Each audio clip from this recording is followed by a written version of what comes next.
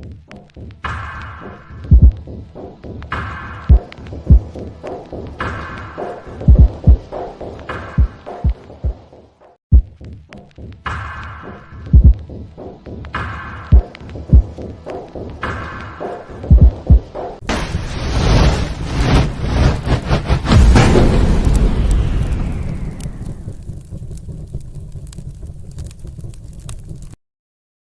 to the Typical Skeptic Podcast, where we dive deep, you decide.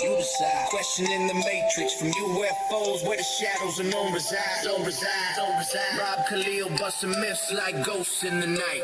Paranormal pros, secret space ops, yo, we keep it real, no fright. Typical skeptical, seeking, never sleeping on the lies. Aliens, Anunnaki, black ops in disguise. From abductions to ancient scripts, we flip the script wide. TSP style, mile after mile, truth can't hide. Hold up, TSP crew assemble, we dismantle the fable. MILAB's targeted souls breaking out of the stable. Dogman howling, Bigfoot prowling, cryptids in the mist. Mandela the fifth twist in reality, can't resist the twist. Soul trap snapping, reincarnation mapping, holographic dreams. Near-death visions, out-of-body missions, waking up the teams. No censorship here, we fear no elite scheme. Conspiracy kings ringing bells, hear the freedom ring. The skeptical seeking, never sleeping on the lies. Extraterrestrials, interdimensional highs. Welcome to Typical Skeptic Podcast. Be sure to like, subscribe, and turn on notifications. Welcome to Typical Skeptic.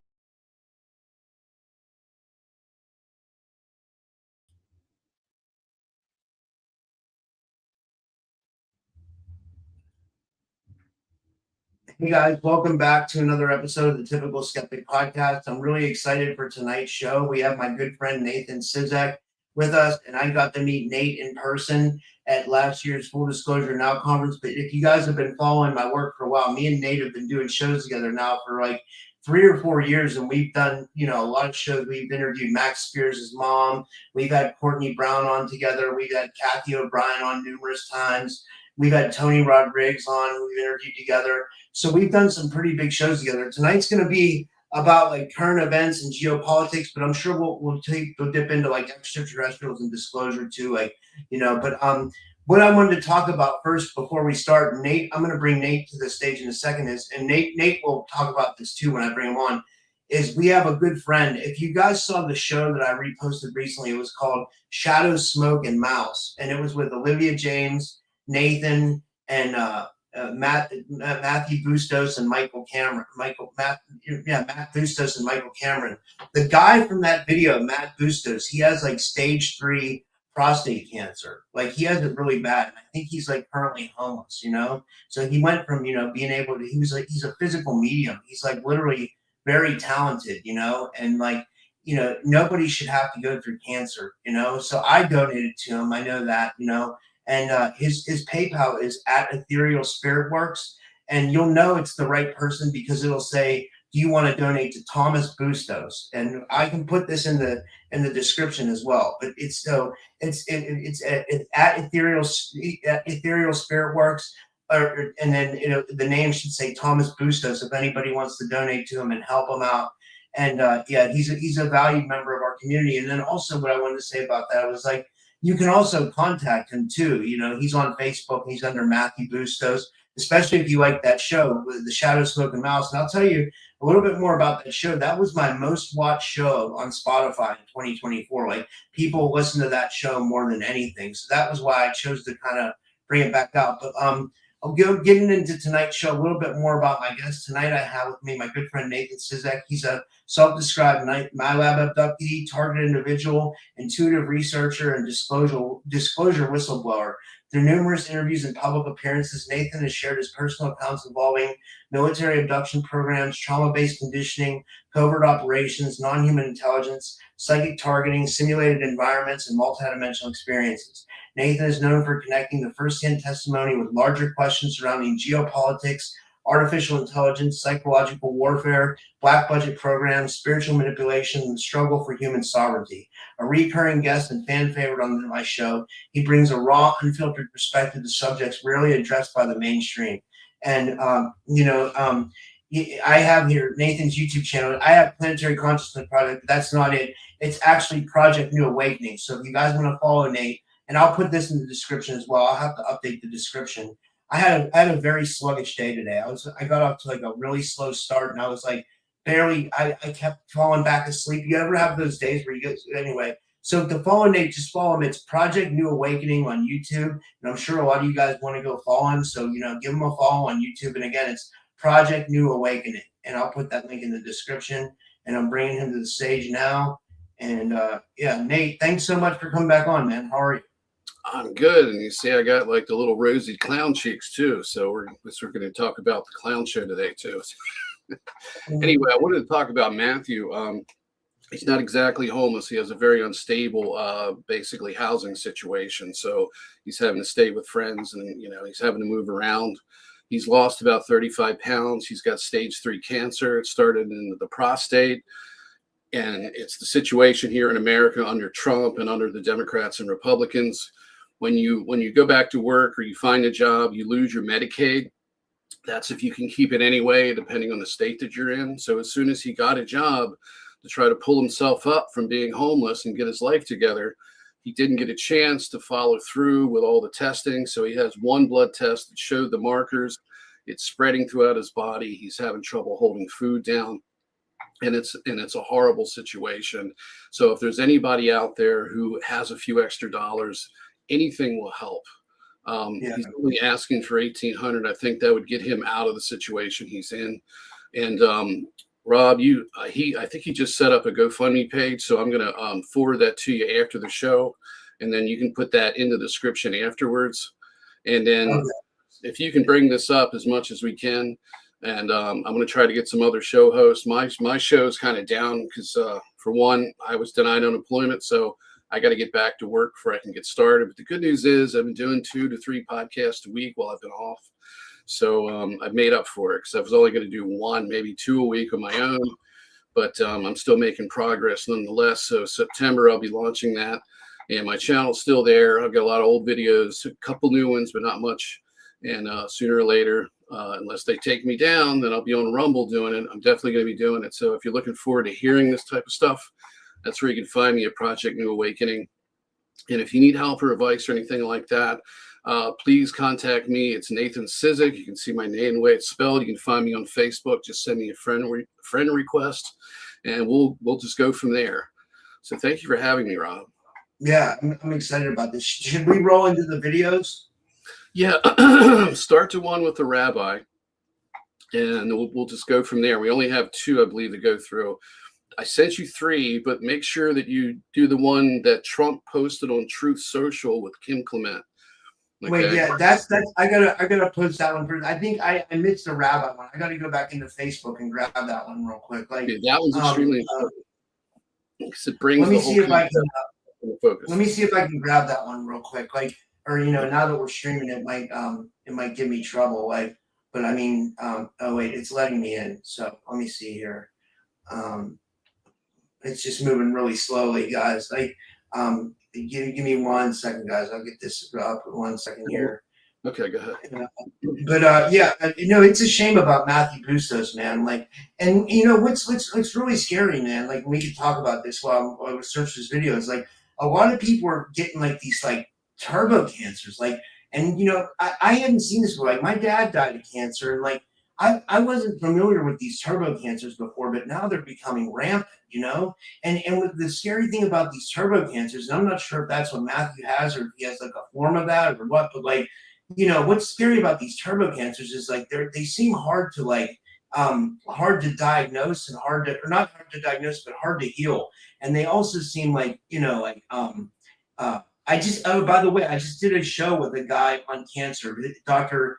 Raznick, by the way. His name is Dr. Raznick. I had to put it on Rumble, but it is there for sure. But let me see here. I'm looking for this one. You know what? That one with the rabbi is oh wait, this was before. That was the first video you sent me, I think. Yeah, but would you agree that these turbo cancers are really scary? And like, what do you think about that? Like, of course, and I think the mRNA. Well, we know the mRNA technology is responsible for the rise of it, but when it comes to people like us, it's a different situation because we already have the nanotech in our bodies to start with. I'll get into that when we after we discuss the whole Zionism thing. But yeah, there's a lot going on there that needs to be talked about. Things that I don't think I've covered in the past. I'm going to bring things into a little bit closer into focus in regard to that. But yes, that is a big problem. And it's absolutely horrible. Yeah. I got this to pull up. So let me see if I can share screen. For some reason, it's not pulling up. So let me do window, entire screen. I'll just share my entire screen. Also share system audio. Share. Okay, I'm sharing now.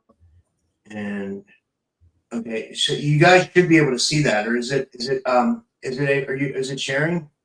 I can see it. Oh, you can, so it's working?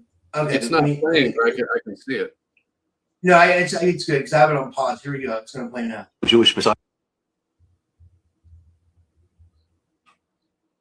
Is it on mute? Well, it won't like it just like the audio cut out completely as soon as it started playing. Like the audio cut out. Oh, naturally, this is what we can expect.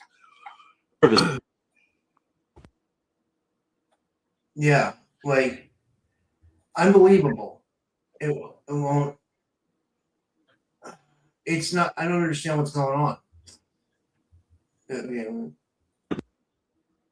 Do you see this is happening? Like it won't play the audio. It isn't just on your channel. You know what? And now they went to this dog with a skateboard. Let me see if it'll play. The non-Jewish Messiah was chosen to be of service to the Jewish people and the Jewish Messiah. President Trump's right ear was grazed in a symbolic gesture of Exodus 21:6, where the Torah states that a servant who wants to remain with his master needs to have his right ear pierced. Trump was designated as God's servant and anointed one, just like Cyrus the Great almost 2,400 years ago. We have clarified in several videos that the absolute deadline for the redemption is by the end of the Jewish year 5787, which corresponds to October 2nd, 2027, 1,167 days from today. Thus, the redemption will surely occur during Donald Trump's tenure.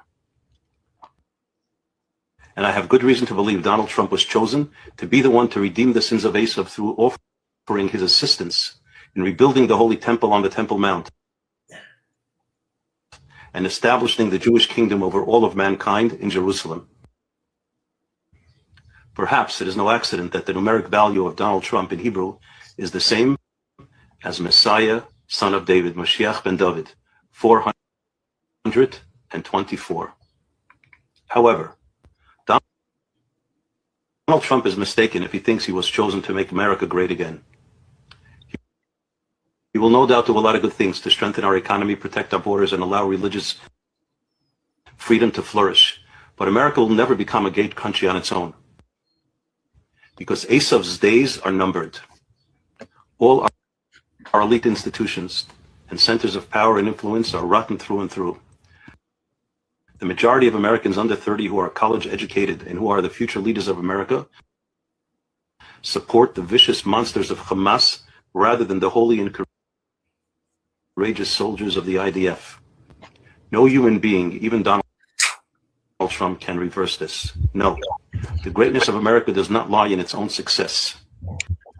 America will be great when the Messiah comes, and the leader of this country, on behalf of all the good people in this country, will humbly present himself to the Jewish Messiah and ask him to accept the United States of America into a new alliance of countries who accept the leadership of the Messiah. A new United Nations will replace the current cesspool that goes by that fraudulent name. A real United Nations, united to serve God, led by the Messiah and based in Jerusalem. And my feeling is that the United States, under President Trump, will be the first nation to join. Wow. Yeah, that was pretty crazy. How do I stop sharing? I don't know how to. Yeah. Yeah. So you can get the other one to play, and then we'll go into the one with King. Which one? Kim Clement, or what? Yeah. You want me to play the Kim Clement? Yeah, the one it's the last one I sent you, not the second, the very second one, third. Let me see if it pulls up. Like, Yeah. Okay. Let me just share my whole screen again. Add to stage. Okay.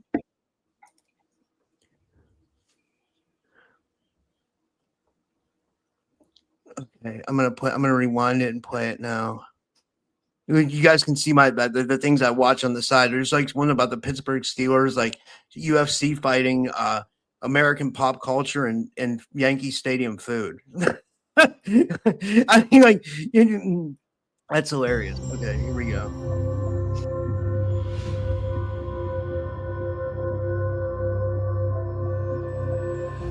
Trump shall become a trumpet, says the Lord. No, you didn't hear me. Trump shall become a trumpet. Are you listening to me? I will raise up the Trump to become a trumpet. He will be a praying president, not a religious one. But I will fool the people, says the Lord. I will fool the people. Yes, I will. God says, the one that is chosen shall go in, and they shall say, he has hot blood. For the Spirit of God says, yes, he may have hot blood, but he will bring the walls of protection on this country in a greater way, and the economy of this country shall change rapidly, says the Lord of hosts. Listen to the word of the Lord. God says, I will put at your helm for 2 terms a president that will pray, but he will not be a praying president when he starts. I will put him in office, and then I will baptize him with the Holy Spirit and my power, says the Lord of hosts. Now God says, a president that I will bring into the White House, and they will say, he is ungodly. He does not know God. But even as Jesus disguised himself for the great feast, so I have disguised this man's heart. And when he comes to the White House, not only shall he be mine, but he shall pray as a man that has never prayed in the White House. Is anybody excited about this? That same man. Wait, I have to just say this. This guy is completely bonkers. Like, do you get that feeling too, that this guy is just completely out to lunch? Well, actually, this is the wrong one. This is the longer one. And we got feedback now, but I think the first one is the clip of this or one of these, but maybe just use you to play the next one, and then we'll just go with that. Okay. This goes into a lot of different stuff, and for 5 minutes. Okay. But we did let me see about Trump and the 2 terms and Bill Gates being involved, which should raise every red flag. So yeah, he's I think he was a good person. He passed away not long after this. But the problem is what we'll get into next. I'm going to talk about psychotronic weapons and how these things have been basically put into people's heads. So see if you can get that other one to play. Do you want me to? I have it. I have it right here. I'm sorry. I'm gonna let me just make sure it'll go. Yeah. All right. Wait 1 second here. Sorry, guys. We got it. This guy sounds like Looney Tunes, though. Honestly, this guy is so out to lunch. It's crazy. Says the Lord. Trump shall become a trumpet. I will raise up the Trump to become a trumpet, and Bill Gates. I just have to say, what a fucking fool this guy sounds like. Trump to become a trumpet and Bill Gates to open up the gate of financial realm. You got to be kidding me. You know what I mean? Open up the gate of the financial realm for the church, says the Lord. Trump shall become a trumpet, says the Lord.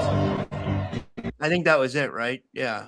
Yeah, and okay, just to give you some a little bit of history of that particular clip, that was an actual post on Truth Social by Donald Trump as he was trying to corral the Christian Zionists and just the Christian fundamentalist votes in support for the war. So this is a recent thing that he posted, I think right around the time or shortly after, when he posted himself as sort of like kind of like a Christian Christ figure, where he said that he was actually trying to look like a medical doctor. Then he denied posting it. Then he said he did. Then he retracted. So it's back and forth. But yeah, that he does sound, compared to what we know now. And what's interesting, he does sound crazy as compared to what we know now, what we're seeing. But what's crazy about it is if you go to YouTube or you go to these organizations that still support the, this ministry and what he was doing, they still believe this stuff. They're still waiting. So they're in full lockstep with the Zionist agenda. And so what we have here is basically social engineering. This man, Kim Clement, was not the first. I believe he was the first, but not the only one. There was multiple different pastors, and I think he was from New Zealand, but there's multiple different ones that have been in the U.S. who wrote books called The Trump Prophecy. There was at least 2 others that I heard about. So when I went and I researched Kim Clement, he was doing an interview, and he was telling people in the interview exactly how he had this vision and how it started. He said he was in his garden, he was gardening, and he just felt this energy, and he felt this kind of like scene open up behind him. And as he turned around and he looked, he saw a figure dressed in a suit that looked like Trump, and it was this massive crowd. And he said it was very emotional, very uplifting. He felt God's presence, and he saw that Donald Trump was being supported by everyone, and the whole nation was standing behind him. And he said, and everyone and the energy just felt like one with God. And he told this story, right? So, and the way he described this, it was so reminiscent of the type of things that I've experienced during the time that I was being, put through what I call a virtual temple complex cult.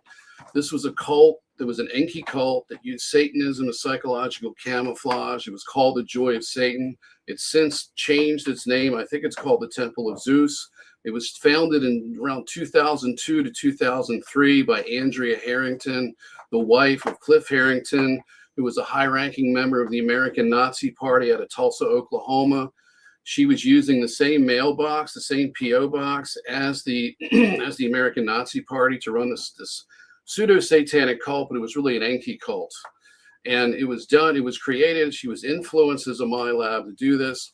The whole thing was engineered. I believe it's basically from the work of Michael Aquino, who was like a head person in Project Ibis, and he was into psychological operations, propaganda, the occult, Satanism, satanic ritual abuse. He was investigated for child trafficking and pedophilia, and of course, being well connected, he got off and there was no problems. He never got prosecuted. He's dead now, thankfully, but he's a scumbag and probably still floating around in the program someplace as somebody else. So anyway, what they were doing is using psychotronic weapons, not just voice to skull, because this stuff goes well beyond that. If you read the 2 books, called Project Soulcatcher 1 and 2. You can get a glimpse into what type of technology they have, but I can tell you it's much more advanced than anything that are in those books, but that just gives you a really good summation of it. And they can create cults remotely, essentially targeting a person, putting them through a kind of a grooming and awakening process, and then putting them out there as a social media influencer to create cults. And that's exactly what happened to me. I was roped into that. I found it to be a fishing ground for targeted individuals, and it was also a place to congregate MILABs. I met my trauma twin there. It turned my life upside down. But those types of psychotronic weapons are very easily used to people who are very susceptible to spiritual contact and don't have very good discernment. The churches don't teach discernment. They teach blind faith. So if God speaks to you, it's got to be God, and it's very, very easy to put something like this into motion. So going back to 2007, which is, I believe, is when this preacher started having these visions, because I think some of those clips were from 2007. You can see how this man was groomed to put this message out into the collective psyche within the Christian community. Then they had other pastors chime in who were being put through the same thing. The message was Trump was of God. Trump is, and plenty of people. I've been to political rallies, walking around and, handing out leaflets in the crowd, outdoor events. It was all pro-Trump. And people would tell me that they thought that Trump was sent by God to save America. So what we have here is the fomenting of a massive psyop that's been going on for a long time.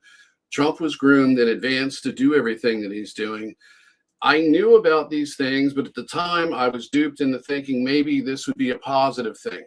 Okay. And of course, when you're mind controlled, going a couple of years back, for me, it was much easier to swallow this whole thing up. So when you watch Kim Clement, what you get is basically old time religion ritual. You've got the music, you've got the energy of the audience, the congregation.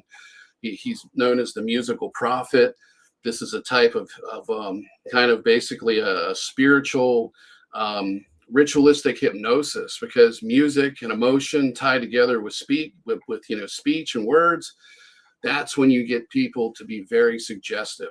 So, and then you couple that with his passion for God, and of course it's being circumvented into this situation to where he's become inadvertently a spokesperson for the Central Intelligence Agency and other agencies and clandestine groups within a military-industrial complex that are pushing these type of cults. And it's no different than Jim Jones, who had CIA infiltration into his cult and many, many other cults. The only difference between the past cults and the current ones we're dealing with is that now the operation has gone virtual.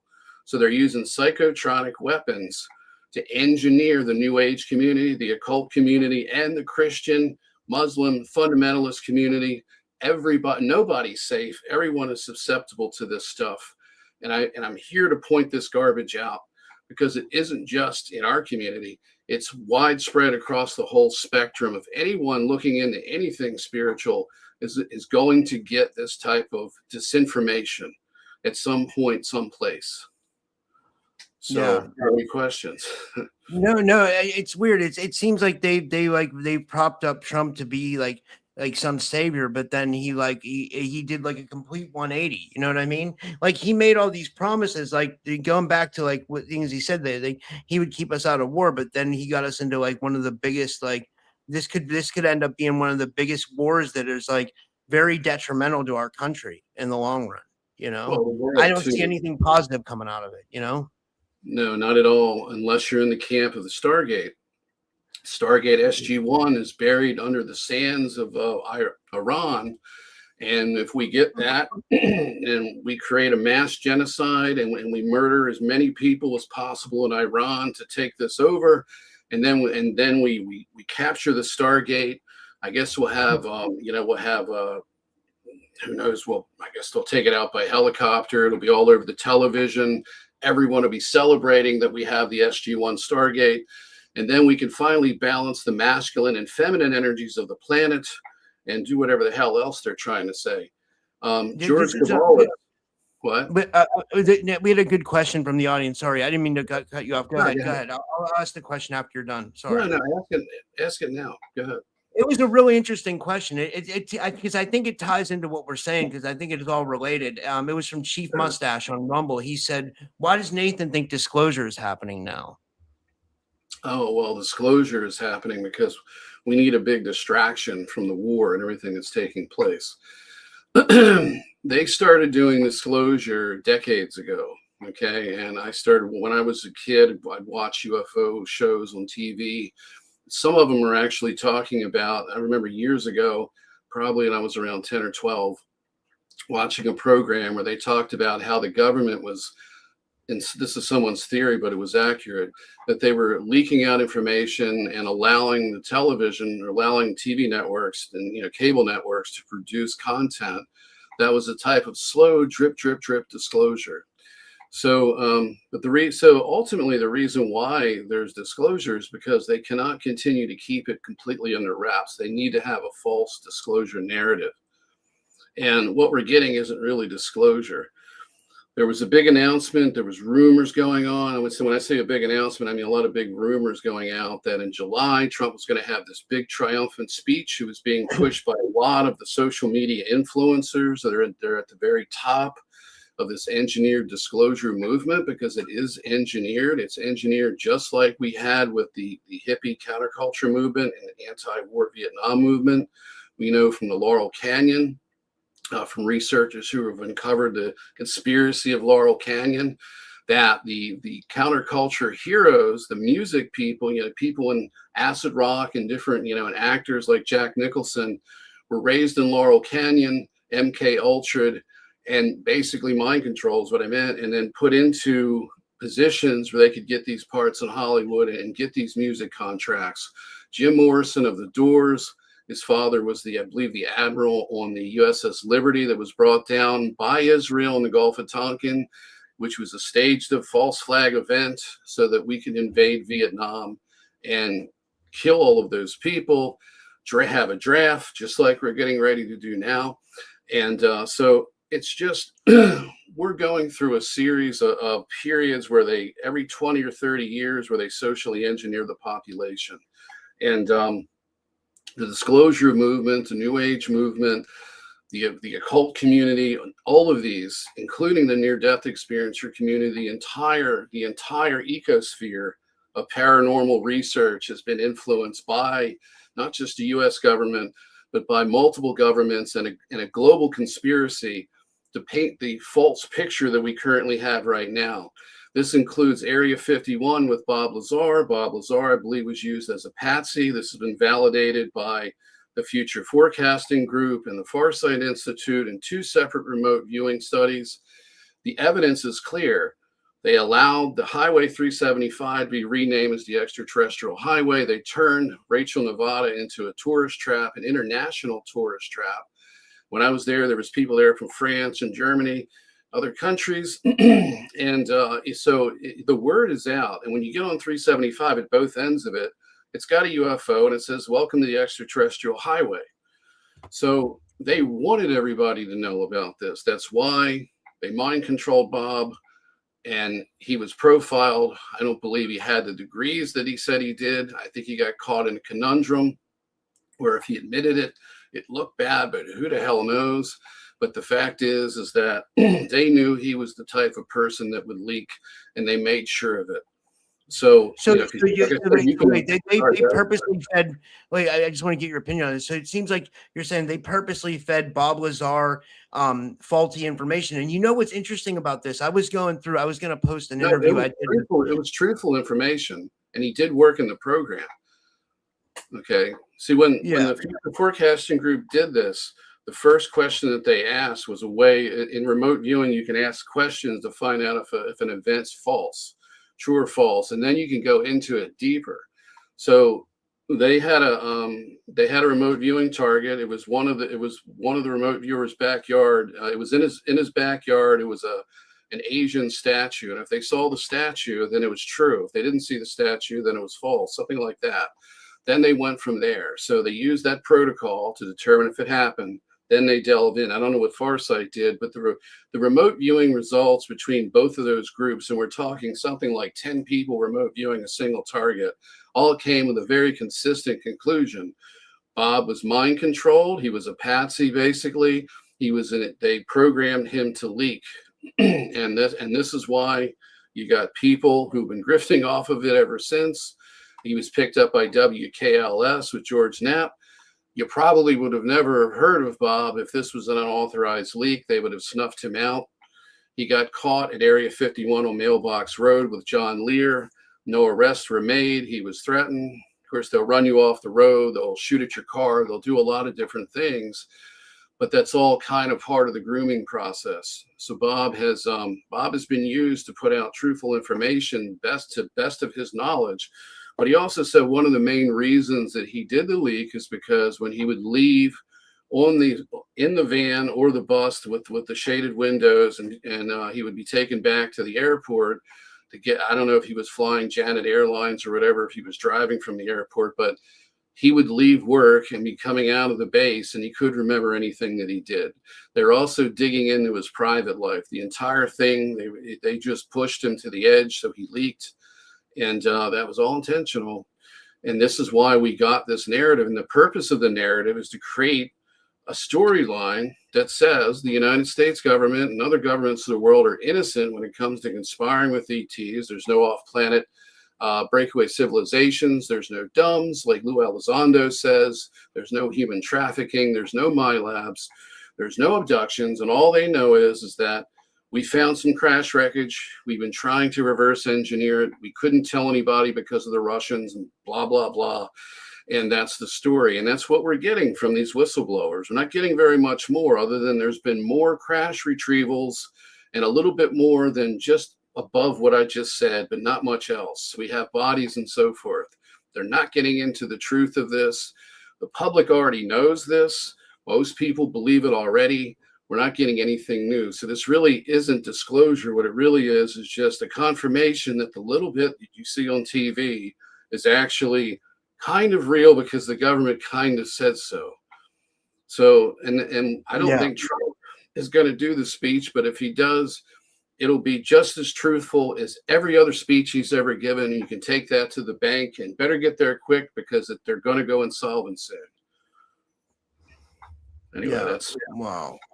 So what was your question? I'm sorry. Yeah, and if you guys have any good questions for Nate, put them in the chat. But my plan was to kind of do a live Q&A tonight, and we can even open up the phone lines where you guys can call in, and stuff like that. But probably just take questions from the chat. So we can do the call in too. Yeah, what was I going to say next? I'm trying to think of a good route to go next. I mean, would you think they're purposely like putting people in the community though to like feed disinformation? Do you think that's like kind of obvious? Yeah, before we get into that, I just wanted to say for the handlers watching this tonight, the intelligence agencies, the black magicians, and whatever the hell else is out there against this, I'm a walking target. If you think you got what it takes, come get me. Okay, come shut me up. You've done enough damage to me. This is payback, and I'm not going to stop. So I challenge everybody out there, including Jared and the rest of these handlers. I'm right here. Do you give me your best shot? So for all those people that are scared to come forward, if a year from now, 6 months or whatever, I'm still walking and talking, it should be an indication. It should be an indication that you need to stand up too, because if we stand up together without the fear of worrying about being the only one standing up and we just damn the consequences, then we can finally accomplish something. So as far as this influence goes in this community, like I said, with these virtual temple complexes, such as the Joy of Satan Ministries, that's defunct now, but been reborn as, I think, the Temple of Zeus, and many, many other types of operations like that. These are counterintelligence and social experiments. But what we see in this community is people being groomed over a long period of time. They're mind controlled. Their identity is tied to their contact, meaning that if they're getting extraterrestrial contact, and I'm not saying everybody fits in this category, okay, but when you're out there and you're pushing these narratives that are pro-Zionist, pro-war, okay, and you're pushing all of the disinformation, such as the disclosures coming, the med beds are coming, and all of this stuff is going to happen. And I'm not talking about people who have been duped by this and have talked about this because it's in the echo chamber. I'm talking about the people that said, hey, my spirit guides, my angels, my extraterrestrial contacts, they've all told me this story, and we're all the light at the end of the tunnel is almost here. I mean, we're almost getting out of this. We've already won. Everything is great. This is the narrative that's going to get us in big trouble, and it already has. You're already seeing what I would call the MILAB Madonna, which is Elena Danaan, who seems to be age regressed due to filters and plastic surgery. She's out there and she's grasping for straws because she's mad because she's been bumped aside by the military-industrial complex. She's not making the same amount of money. She's losing followers, and she's pointing the finger at the new generation of people who are just like her, groomed, mind-controlled, and put into the position of influencer. These are social implants. They're here for social engineering purposes. I hate to tell you guys, but we've been duped. We've had a false awakening that started in the 1950s, and it's going stronger than ever. And the single biggest deception, besides for the New Age deception and what the Christians have been getting, is this QAnon crap. And it's long overdue that we got this out of our system, because there was no arrest with Robert Mueller. Hillary Clinton never went to jail. None of these 10,000 sealed indictments that David Wilcock and Corey Good and all of these other people who we're talking about have now conveniently stopped talking about it. None of those indictments ever happened. If I were to bet money, which I'm not a betting person, but I'm confident, if those were unsealed, you'd see a long list of patriots in those those sealed indictments. They weren't for criminals in government. They're likely for people like us, if there was any validity at all into it. I followed a link one time and looked it up, and it looked like an official website for the Department of Justice. Excuse me, but I doubt if it was. And if it is, it's just another psyop. We're not going to see any indictments. Robert Mueller's done. We should have learned our lesson back then, but these people who push this stuff have doubled down. And now we've gotten to this jump to shark moment where things should be transparent. And here we go again. Are you there?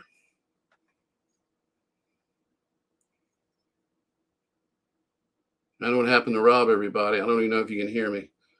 Yeah, I'm jumping on my phone because I'm going outside. I'll only be 1 second. I'm going to go outside and have a smoke. I'm going to take a walk. I might as well get some exercise. And so give me 1 second if you just want to keep talking to the audience. Let me see if we got any good questions that came through. Hit me with a question before you do. This is from Ashton Rowley. He says, when do you think they're planning to shut down their approved? And then it stopped. I don't know. And then Jerry has a good comment. She says, U.S. and Israel are both British colonies still through their banking system. I wonder where he was going with that, though. Well, I can talk about that a little bit. Trying to calm myself for a minute. We're getting ready to the National Defense Authorization Act is passed. I believe it's passed this. It passed the House of Representatives by like 20 or so votes. And it also passed the Senate, but I'm so sorry, it hasn't been voted by the Senate. It failed the first run. It was a partial vote. I don't understand how the voting goes, but the good news was it wasn't passed immediately, but it's going to be passed. They've got the votes to do this. And what this does is it combines the U.S. military with the IDF, the Israel Defense Force. It combines our military, our intelligence agencies. We share all of the weapons technology with them. It basically gives Israel above board control of our military because they already have extorted our Congress. They've got people with I guess you could say, I self-censor here, but the PDF files in Congress are fully extorted. The president's one. They've got everybody under control. And for the Christian Satanist out there, Christian Zionist out there, to follow your logic, I can only conclude, which is the obvious conclusion here, is that you obviously believe that Jeffrey Epstein was sent by Jesus Christ to protect the state of Israel. And shame on you for being degenerates and not having a damn bit of compassion for those victims. So I'm going to wait for Rob to come back here for just a moment. Let me see if there's any questions.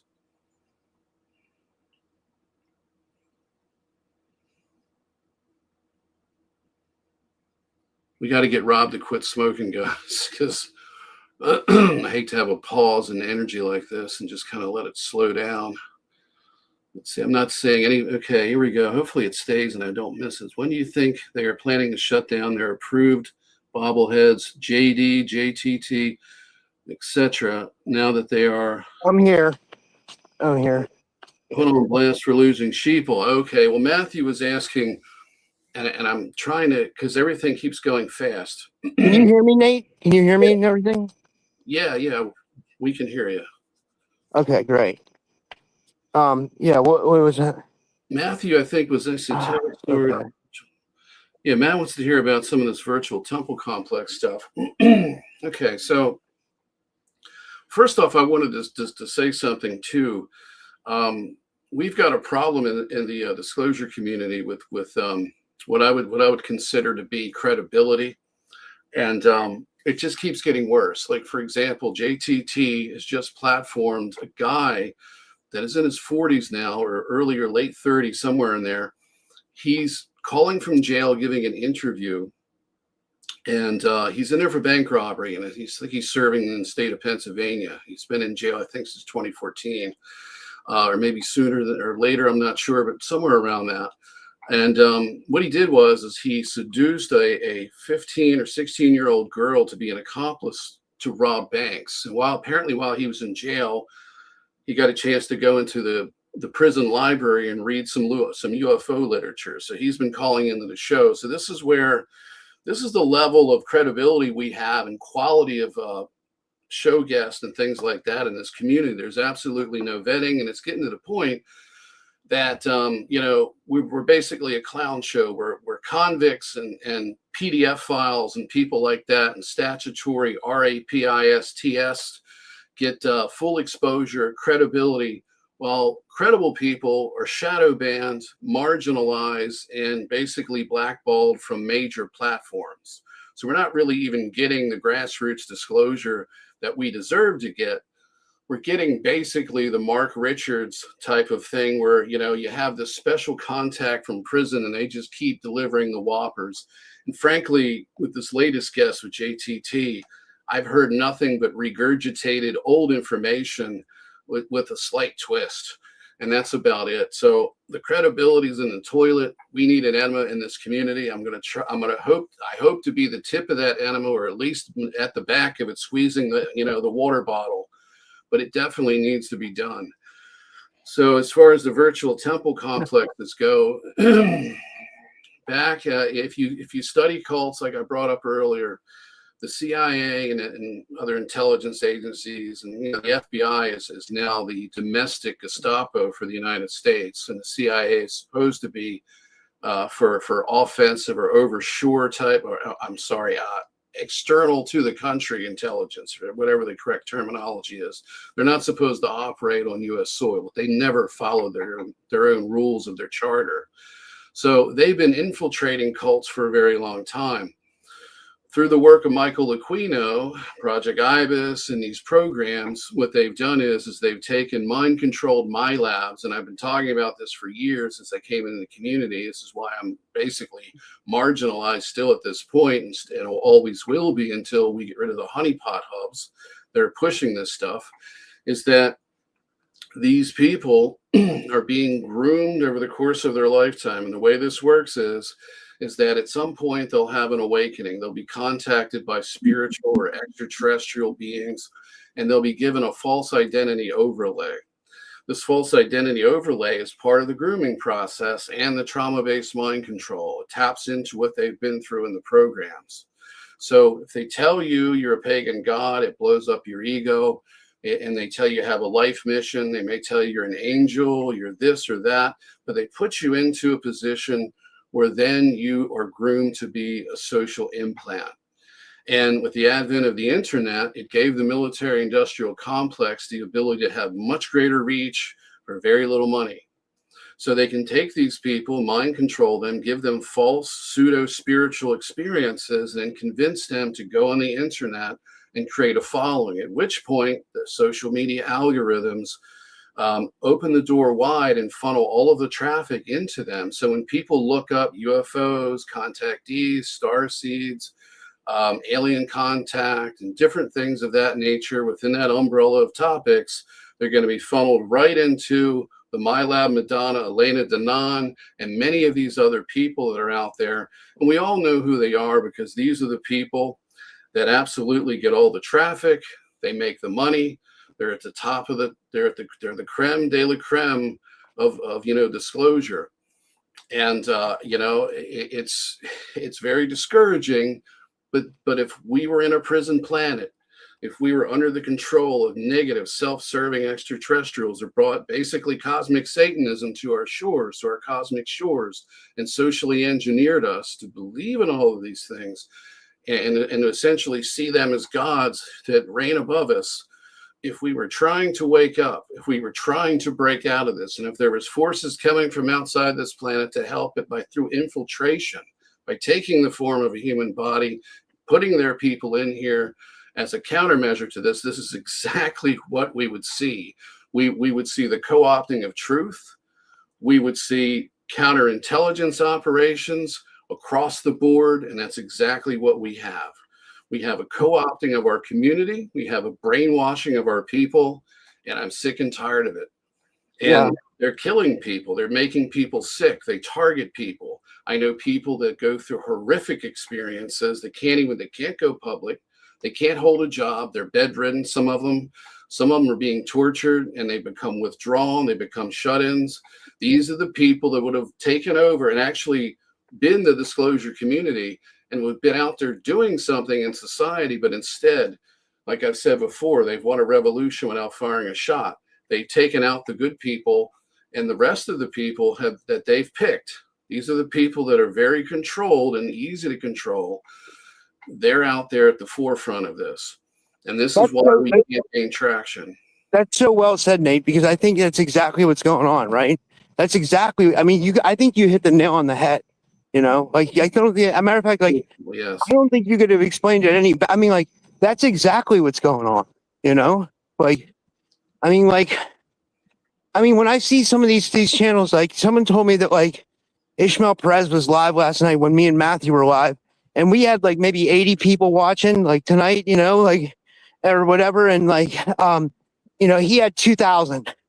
You know what I mean? So, like, I mean, I don't know, you know? I don't know what he's saying that, like, you know, I mean. Well, I can tell you what he's saying. George Cavalis said it himself, and he's another one that's putting out bad information. Okay. Basically what he said was in a short that I saw from Dr. Sala, I believe it was today or yesterday on Facebook, he said that the reason we're kind of we're stalling with this full-scale military invasion of soldiers, troops on the ground in Iran is because they're making arrangements to get in there and get the Stargate. And he says, and basically what he was telling people is that we absolutely have to have a ground invasion of the nation of Iran, a completely unprovoked attack on this country, on a sovereign nation, so that we can go and capture this Stargate. And you know, I make jokes and I say it's Stargate SG-1 and so on and so forth, but think about this, what we're dealing with, okay? We're facing a total global economic collapse. Yeah, absolutely. Food shortages coming, not just in this country. We've got some here. There's so many things going on. But people in the third world are not going to have fertilizer for their crops because the majority of this, we've lost our way when it comes to farming. We don't use organic. We're using chemical pesticides, chemical fertilizers. These big agri companies go into these countries and they get them started with their products and they become dependent on new ways of farming, which appear to be more efficient. They deplete the soil, a whole nother separate story. But the problem is they're dependent on fossil fuels, or actually carbon fuels are not from fossils. That's another lie we've been fed. And they're dependent on oil to produce these fertilizers to feed their people. We're going to see massive famines. Is a fictional Stargate, or even if it's real, is it worth this? Is it worth the loss of life? Is it worth the risk of World War III and a total economic collapse? The people that say that it is are apparently getting paid well in their influencer position. They're making money. They don't get dirty every day. They don't break a sweat. They don't get targeted. They're not like the rest of us. Okay, they're not living check to check. They're drinking, you know, kombucha. They're whatever that stuff is, that laxative drink that the hippies drink or whatever. They're drinking that stuff. They're having EDM basically dances. They're throwing conferences. They're living it up. The problem is the rest of us are suffering. They're not being affected by what's coming yet, but they will eventually. And I would really hate to have to be the person when everything is completely collapsed and people are starving in the streets and there's disease and there's food riots, there's martial law, to go to like George Cavalis and say, was it really worth it? You know, do you think this whoring you've done for this military industrial complex, do you think it's extraterrestrials and advanced beings? Is it really worth it? Or are you finally getting what I've been saying this whole time? Because this needs to end. We need to find our heart center and we need to wake up, because we've had a false awakening. The reason we had one is because people don't give a shit about each other. They don't care. It's about what can I get and how can I make myself comfortable to do the very least that I have to do to get it? And that's where we're at. Yeah. It's actually a sad state of affairs what we're in right now, you know? It's like, I feel like we were the last, I feel like, I mean, and no disrespect to anybody younger than us, but like, I feel like our generation was like one of the last generations to be raised with like, and maybe some of the 30-year-olds too, you know what I mean? But like, I mean, but there's some younger people that are waking up too, you know? But I feel like our generation was like, how do I say this? I feel like we were like the last generation to be like raised a certain way. You know what I mean? Like we grew up with like parents from the wars, and our grandparents were from the wars, and they went through like the Great Depression times. They went through like starvation, and like, you know, it's like our parents, like every penny counted, you know what I mean? And they knew how to like, I don't know. I just feel like we were raised different. Does that make any sense? You know you know where I'm going with that? Yeah, we were able to see things that the new generation is not able to see. They don't know what it's like to go to the mall and have money. You know, they're stuck on their phones. There's a lot of things that are different. You know, we were born at a time, and if you got lucky back then, you were able to buy a house before they inflated the housing market, which I missed out on. A lot of people did, but for the people that didn't, the ones that got an opportunity to take advantage of it, it was really the last generation that actually could accumulate wealth, and, you know, through their house, through owning a house, and they could use that to get credit, get more credit, and, you know, to kind of live a halfway decent life. And they had to work their rear end off for it. But I would say part of my generation and your generation, Rob, are the last people that got a chance to taste that little false American dream that they were using to bait us like the golden carrot before they pulled the rug out from everybody else. And we're going into a nightmare type of dystopia that's going to be AI controlled. And these elites that everybody puts their faith in, like Elon Musk and the rest of them, and Trump and so on, don't have our best interest at heart. They don't feel our pain. They never will, because they're sociopathic and psychopathic. These are evil people. They're into the PDF stuff. You can't even say it anymore because the censors, you know, it's like you want to stop this type of criminal behavior that's harming our children, but YouTube doesn't want you to talk about it, because if they do, they'll limit your, you know, the reach of your channel or threaten to take it off. You could be the greatest advocate against it, and they would still get you and take you off as if you were advocating it. It makes me sick. Tired of having to self-censor. These people should be ashamed of themselves. I want to talk about a little bit about something that's plaguing everybody, which is personality templating. And this really goes into, you know, the MILAB subject.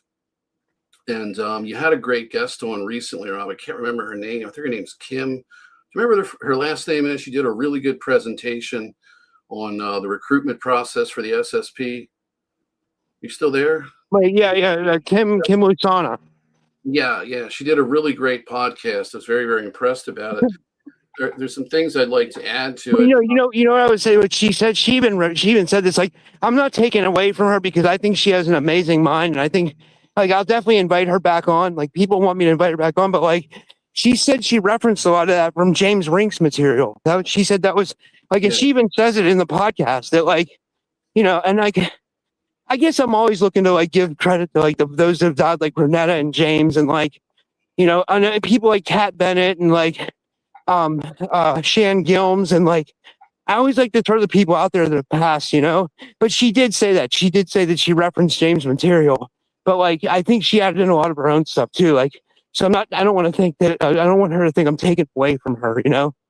Yeah. No, I thought what she did. I haven't watched the whole thing yet. I watched close to half of it, but it was excellent, the first part that I saw. So I'm sure the second half is too. Highly recommend it. And you know, if you get a chance to see it, there's a couple things that I could add to that are very important, such as engineering of consent and so on. But I wanted to get on something that she touched on. She didn't use this terminology and didn't go into this really enough. There's something called personality templating. And what this does, what they do is they have the ability to clone personality traits. and what they can do is they can put these in a type of computer system and then put them back into people. So in other words, Rob, I'll give you an example. Let's say you were really good at hand-to-hand combat. I am. Okay, well, anyway, right. Well, there you go. So let's say you are, and they have you had a specific talent that the military wanted to preserve and put it into other assets in these MILAB programs. So what they would do is they would clone that aspect of you. This includes memories, the muscle memory, the hand-eye coordination, everything that your brain would get if you had the experience and went through the training. They can clone that, take it in, and it's basically a personality fragment. They can piece that together with other personality attributes and create what they call a personality template.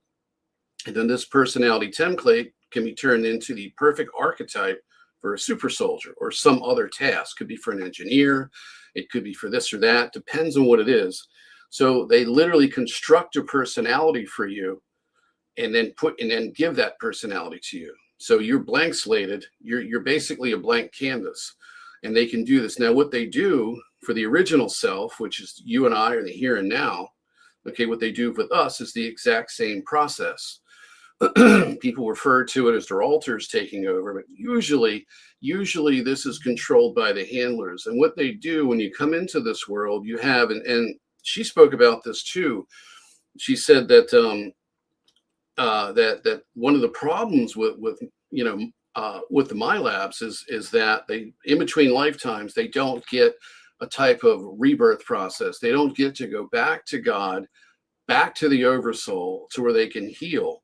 They're perpetually caught in this reality. They're trapped, so to speak, by the military-industrial complex, the MILAB handlers, and the extraterrestrials that oversee these programs. So they don't get to heal. So when you're born back into, the human form, you've been placed into a body under Project Surrogate, which I remember clearly. It was the first unusual memory that I had as a child of being put into a fetus at the 12th week of conception, because I climbed into a machine under orders of the lab techs. I was told a little bit about my life and what it was going to be. I protested. I tried to get better treatment. They wouldn't budge. They were very authoritarian. They told me to get into this machine that looked kind of like an MRI machine, but it had a dome and it was an enclosure and you laid in it. I was in scrubs, a little those little shoe coverings that you get in the operating room. And I was transferred into a fetus. Okay. So when they do that, like I said, you don't have the ability to heal. You're still traumatized. And then they blank slate you, but these behaviors, your personality comes through. It's like the foundation of who you are, at which point what they do is they build you for either being a social media influencer, or they build you to be an NPC, or they build you to be somebody that can't function in society. And they do this to suppress the ones that are going to remember, that are going to be problematic. And these are the people, and I've been through this. This is what was done to me. They set you up for failure because they create a personality template that's self-destructive, that can't get anything accomplished. One of the problems a lot of us have is disassociation. We start a project, we can't finish it. It's not ADD, ADHD, or whatever. It's actually them and how they've built our personality template. They set us up for failure. Failure equals suppression. Okay. Yeah. Same thing with people who are influencers. They've built their personality template. So what do you do about this? You have to look at these fragments of your personality that are holding you back as a systemic energy body infection. And you have to get rid of it. This is why I talk about oversoul integration versus alter integration, because all you're doing is giving them a backdoor into your subconscious and into your cognitive, into your mind, where they can use these alters to control you. I can tell you for a fact, my alters, I've only had contact with one. That one was retired. That one was on my side. But I can tell you the overwhelming majority are not on my side. They're a detriment to me, and their personality traits are a detriment to me. And I've tried and fought all my life to get this out of my system. Do you remember, Rob, when I used to come on your show and I would have trouble talking and I would forget things? and I'd have trouble swallowing, and I have to keep clearing my throat, and so on and so forth, because they were Yeah. taking over my physiology. Yeah. Is Okay, that what was going on? Yes. I even had this problem where I would talk, and inadvertently I would swallow air, and I would get like my stomach would fill up full of air, and I'd have to keep letting it out. And I would go through trying to make videos where I couldn't get my thoughts together. I couldn't feel my words from an emotional point of view. And I would just my insides would just keep bloating with air. And I had no recollection of swallowing it, because they were doing this to me. They make my body twitch. They give me anxiety. A lot of your guests are going through this. And I was one of the people that just came out with it and said, I'm being screwed with right now. And I pointed out, well, that's not happening anymore. And the reason it's not happening anymore is because I realized what they were doing to me. I knew that they were not just blending me with my alters. They had literally built my personality from fragments of other assets, as well as the pieces of me that they had control of. So they were taking the worst attributes, combining it with subconscious contracts. These subconscious contracts come in the form of false identity overlays. The false identity overlays come into the situation in trauma-based mind control, because this dissociative identity disorder is the core of trauma-based mind control. And what they do is they give you a false identity archetype to look up to aspire to be. So it could be a better, more perfected version of yourself, both physically, mentally, whatever the case is. Could be an alter that you look at and say, I wish I was that version of myself instead of this version. That's something James Rink expressed to me. He talked about having an alter that was taller, that looked the same, but he was like a bigger, muscular version of himself. This was the James Ring alter that he often, because he would often use that name, James Ring, instead of James Rink. He had another Facebook account that he used. Yeah. He expressed to me that he would really like to be that version of himself, but they set him up for failure. They gave him a smaller body. He was weaker. He said, he had hormonal issues. He thought he had low testosterone, and he really thought that he was given the short end of the stick, and that's because they set him up for failure. And when you aspire to be these alters, if you inspire to be what they've made you, this is a binding contract, no different than when they tell you and implant false memories in you, or implant augmented memories in you of being a pagan god, for example.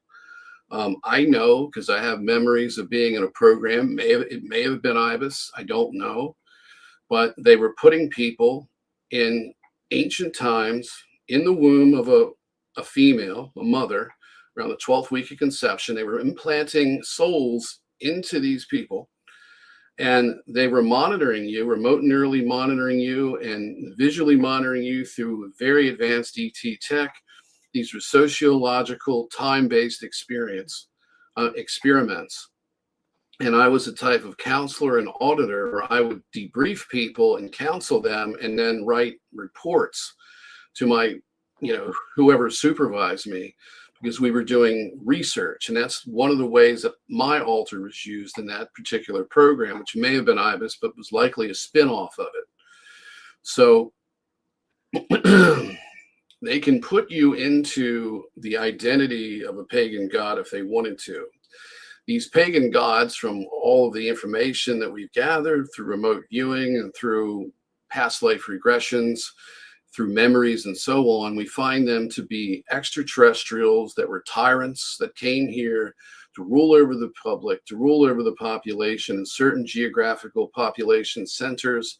And what they were used for is to spawn the modern religions that we have today. So the Egyptian religion, the Greek religion, and many, many others that were the precursors through the modern big three religions and the other secondary religions were all based on these ancient sociological or social engineering programs involving extraterrestrials playing pagan god, or playing, the god role and ruling over the population. And then they had their underlings, the pharaohs, the kings, and the priesthood.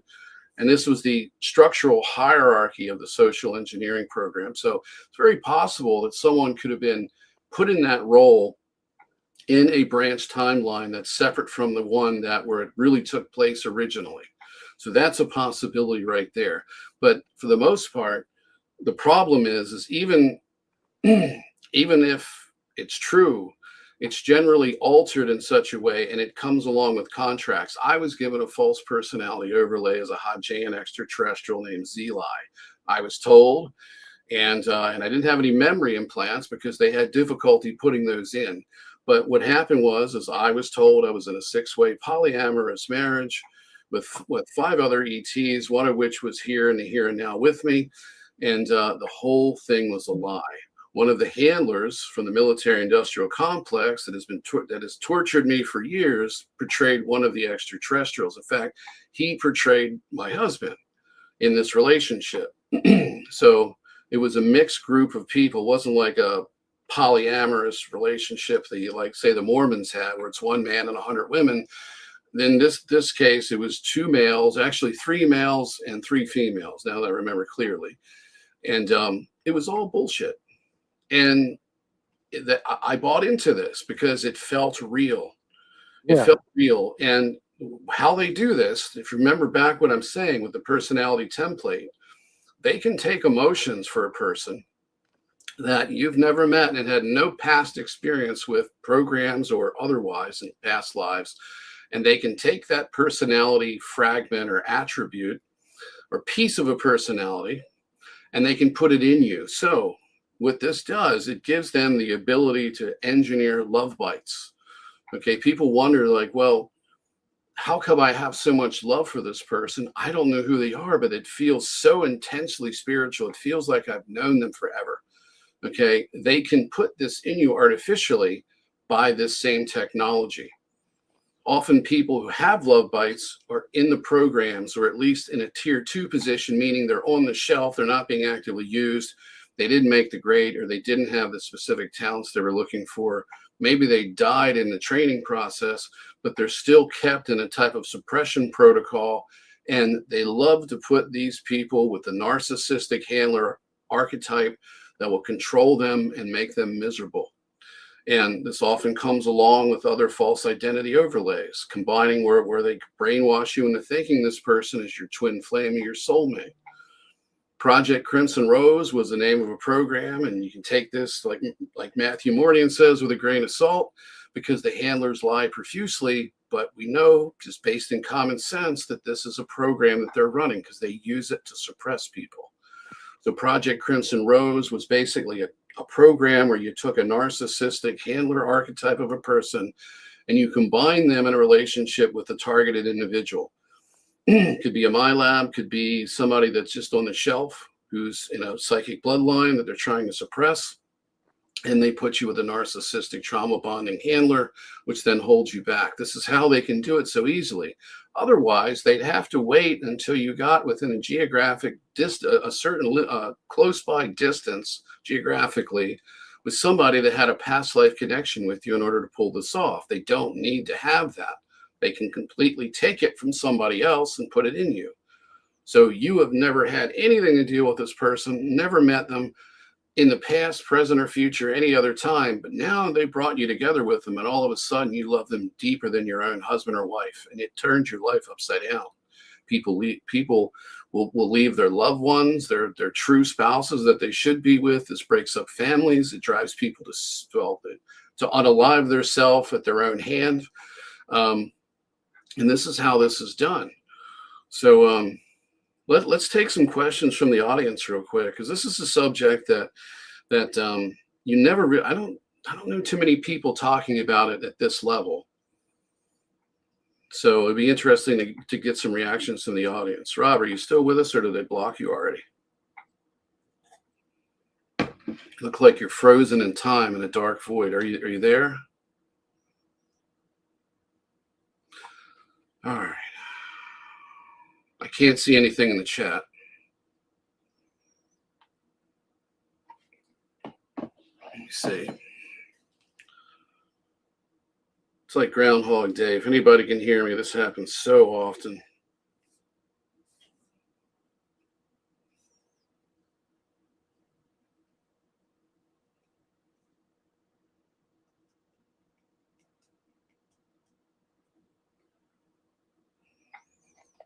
see.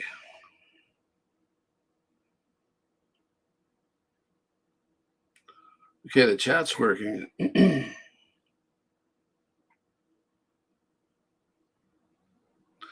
there's anybody that has a direct question for me, please post it and I'll try to read it. The chat's moving and I have no control over it, so I have to read it quickly. Cut out for a second. I'm here. Okay, I've just caught this. So Nate, do you still have contact with Soft Cell International? Okay, from what I understand, and this isn't, there's no way to validate this, but through a session with Olivia James, she was able to get the name Soft Cell International. It's really, it has different names. It's some type of international defense contractor. Do I have contact with them? I don't have contact with the handlers any longer. I was able to shield myself from it and block the V2K. There's times when I've been attacked, and there's times when they've tried to communicate and I'm able to hear them a little bit. For the most part, I block it. I've also been able to block the physiological effects on my body that they were doing, such as where they can give you cancer, they can make you sick, cause pain across your body, cause remote tissue damage. Thank God I've been able to block all of that. They're limited to attacks that are non-electromagnetic. They have to use a tether, which is what I would consider to be scalar wave, type of a scalar wave attack. This is an astral tether, and then they can affect me that way. But their ability to do it is very limited. And I've developed the ability now to where I can sense it, I can feel it, I can discern what it is, and I can make a conscious decision to push it out of myself and prevent that from having an effect on me. So I hope that answers your question. So yes, I still have contact, but it's to the point where they become more of a distant observer that takes little pot shots at me, sometimes scores a victory, but for the most part, they're shooting blanks, which is why I was able to go back into the workforce. One of the things that they do to us is that when they have total control like that, is they can hijack our energy. So if we go for, say, like an employment position, we may say all the right things, but the person looking at us that's engaging us, if we even get that far, because there's a lot of layers you have to go through to get to the interview. So they can block you very easily by subconsciously affecting someone. But what they do is they can hijack your energy and basically project something into the person. It gives them the impression you're a bad person. But the key to making this work is that they need the remote neural monitoring feedback loop.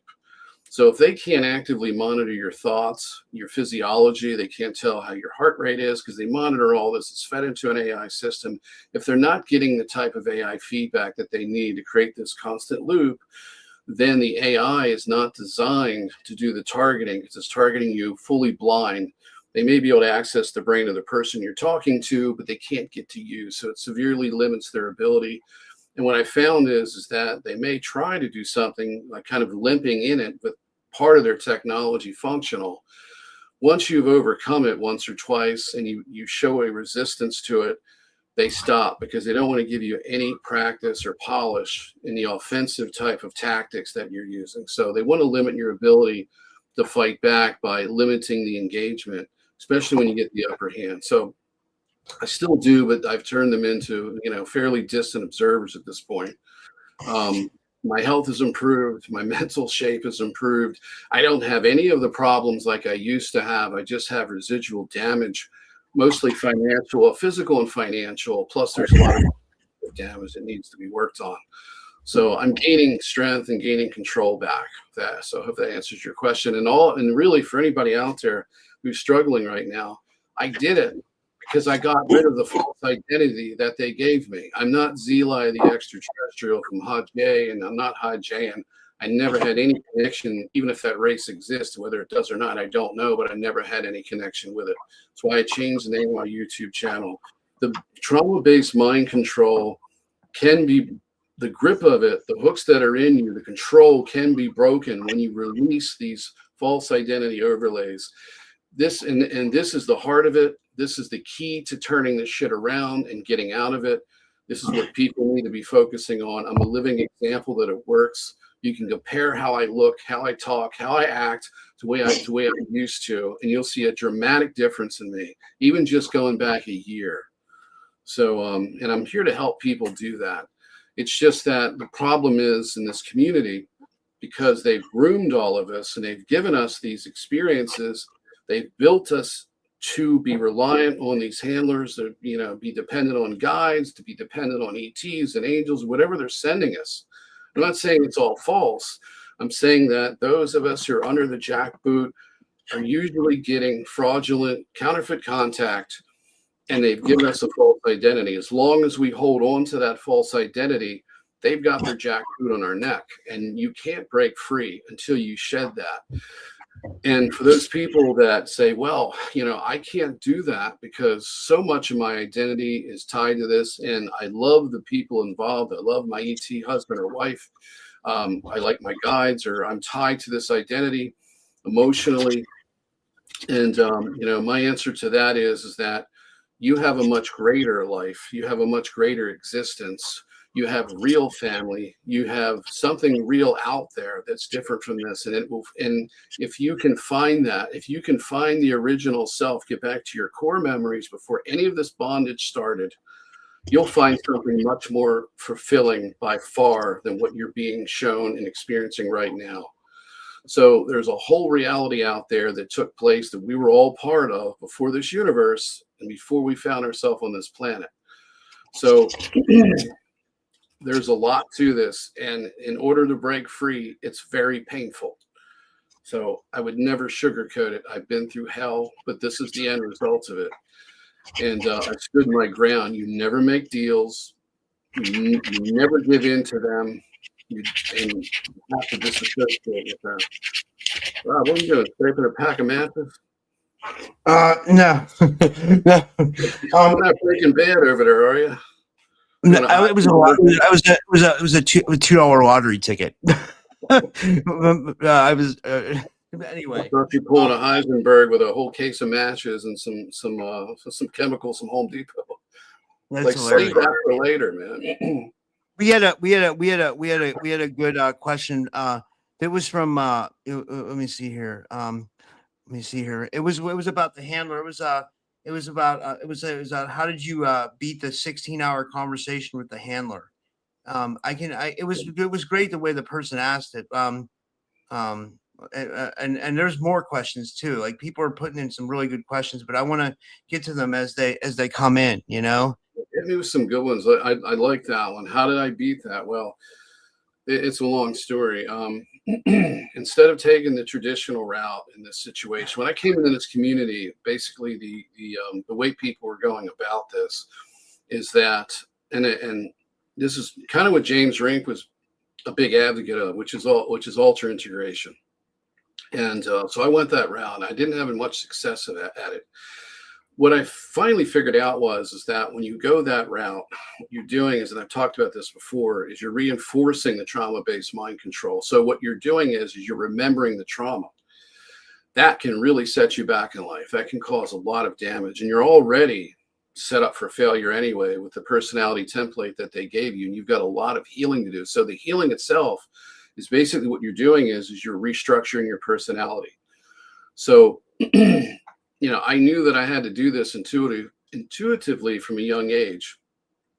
So what I did was early on in my life, as the hardships started to happen, the health problems started to develop, I took the opportunity to expand my emotional intelligence and my emotional span. I was at a point in my early child, actually 7, 8, or 9 or so. Once I got to about 9, I realized that I couldn't cry anymore, and I wasn't going through trauma at home. It was anomalous trauma, and it was things that were being done to my personality through personality rearrangement. That's taking pieces of your personality and kind of shuffling it around and changing things. So I went on a type of personal cleanse, and I was trying to be the best person I could. I used the hardships, the pain, the violations, the humiliating experiences that I had due to having a speech impairment, due to having physical handicaps, multiple surgeries, being denied the social safety net, no workman's comp, no unemployment, no welfare, cut off from everything and having to struggle and having to rely on family and stuff like that. I use that to grow as a growth experience. But so that kind of laid the foundation to me to kind of stabilize a bit. But when the heavy mind control took place, it was like getting hit by a tractor trailer, just intensely overwhelming. And to answer your question is how do I get around the handler? Like I said, I went for oversoul integration, which is something I wasn't even cognitively aware of what I was doing, because all of that cleanse of myself, working on myself constantly, what people call shadow work, which is I was doing it as a kid and didn't know what it was. I kind of came like pre-programmed and ready for all of this because I have a very strong oversoul connection to start with. So I was following my intuition, even when I was being pulled into these programs like the Joy of Satan deception and other things like that. The reason for that is because my job, my purpose was to get into as much trouble as I could to understand the system from the inside out. So everything that they did to me, I learned from. At some point, less than 2 years ago, I started to have contact with a alter that I believe at the time and still is basically retired.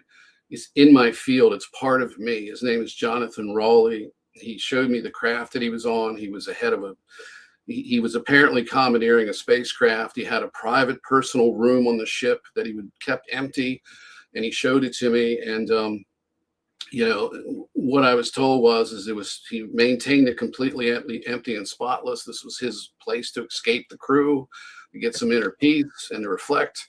And but anyway, he came through, and I started getting hit with directed energy. Things really started to get nasty. My health was on a decline. When they started hitting me with the dues in response to talking publicly, it really got bad. So what he did was I noticed when he would communicate with me, the V2K would shut right off. And I asked him, how are you doing that? He said, it's child's play. I'll show you what it is. I'll show you how to do it. Eventually, over a period of time, it's a matter of months, I began to develop the ability to block a lot of their remote influencing. And as a result of that, I began to break away. So the connection with the V2K started to deteriorate. And I gained the ability to block him mid-sentence. So if he was running his mouth and saying something, I could reduce the volume or turn it off. If they were injecting music into me, such as what people get, they get a song stuck in their head. When you start to entertain the song and listen to it and get down to it and you start singing the lyrics, whatever, it's a handshake agreement, you're strengthening the connection.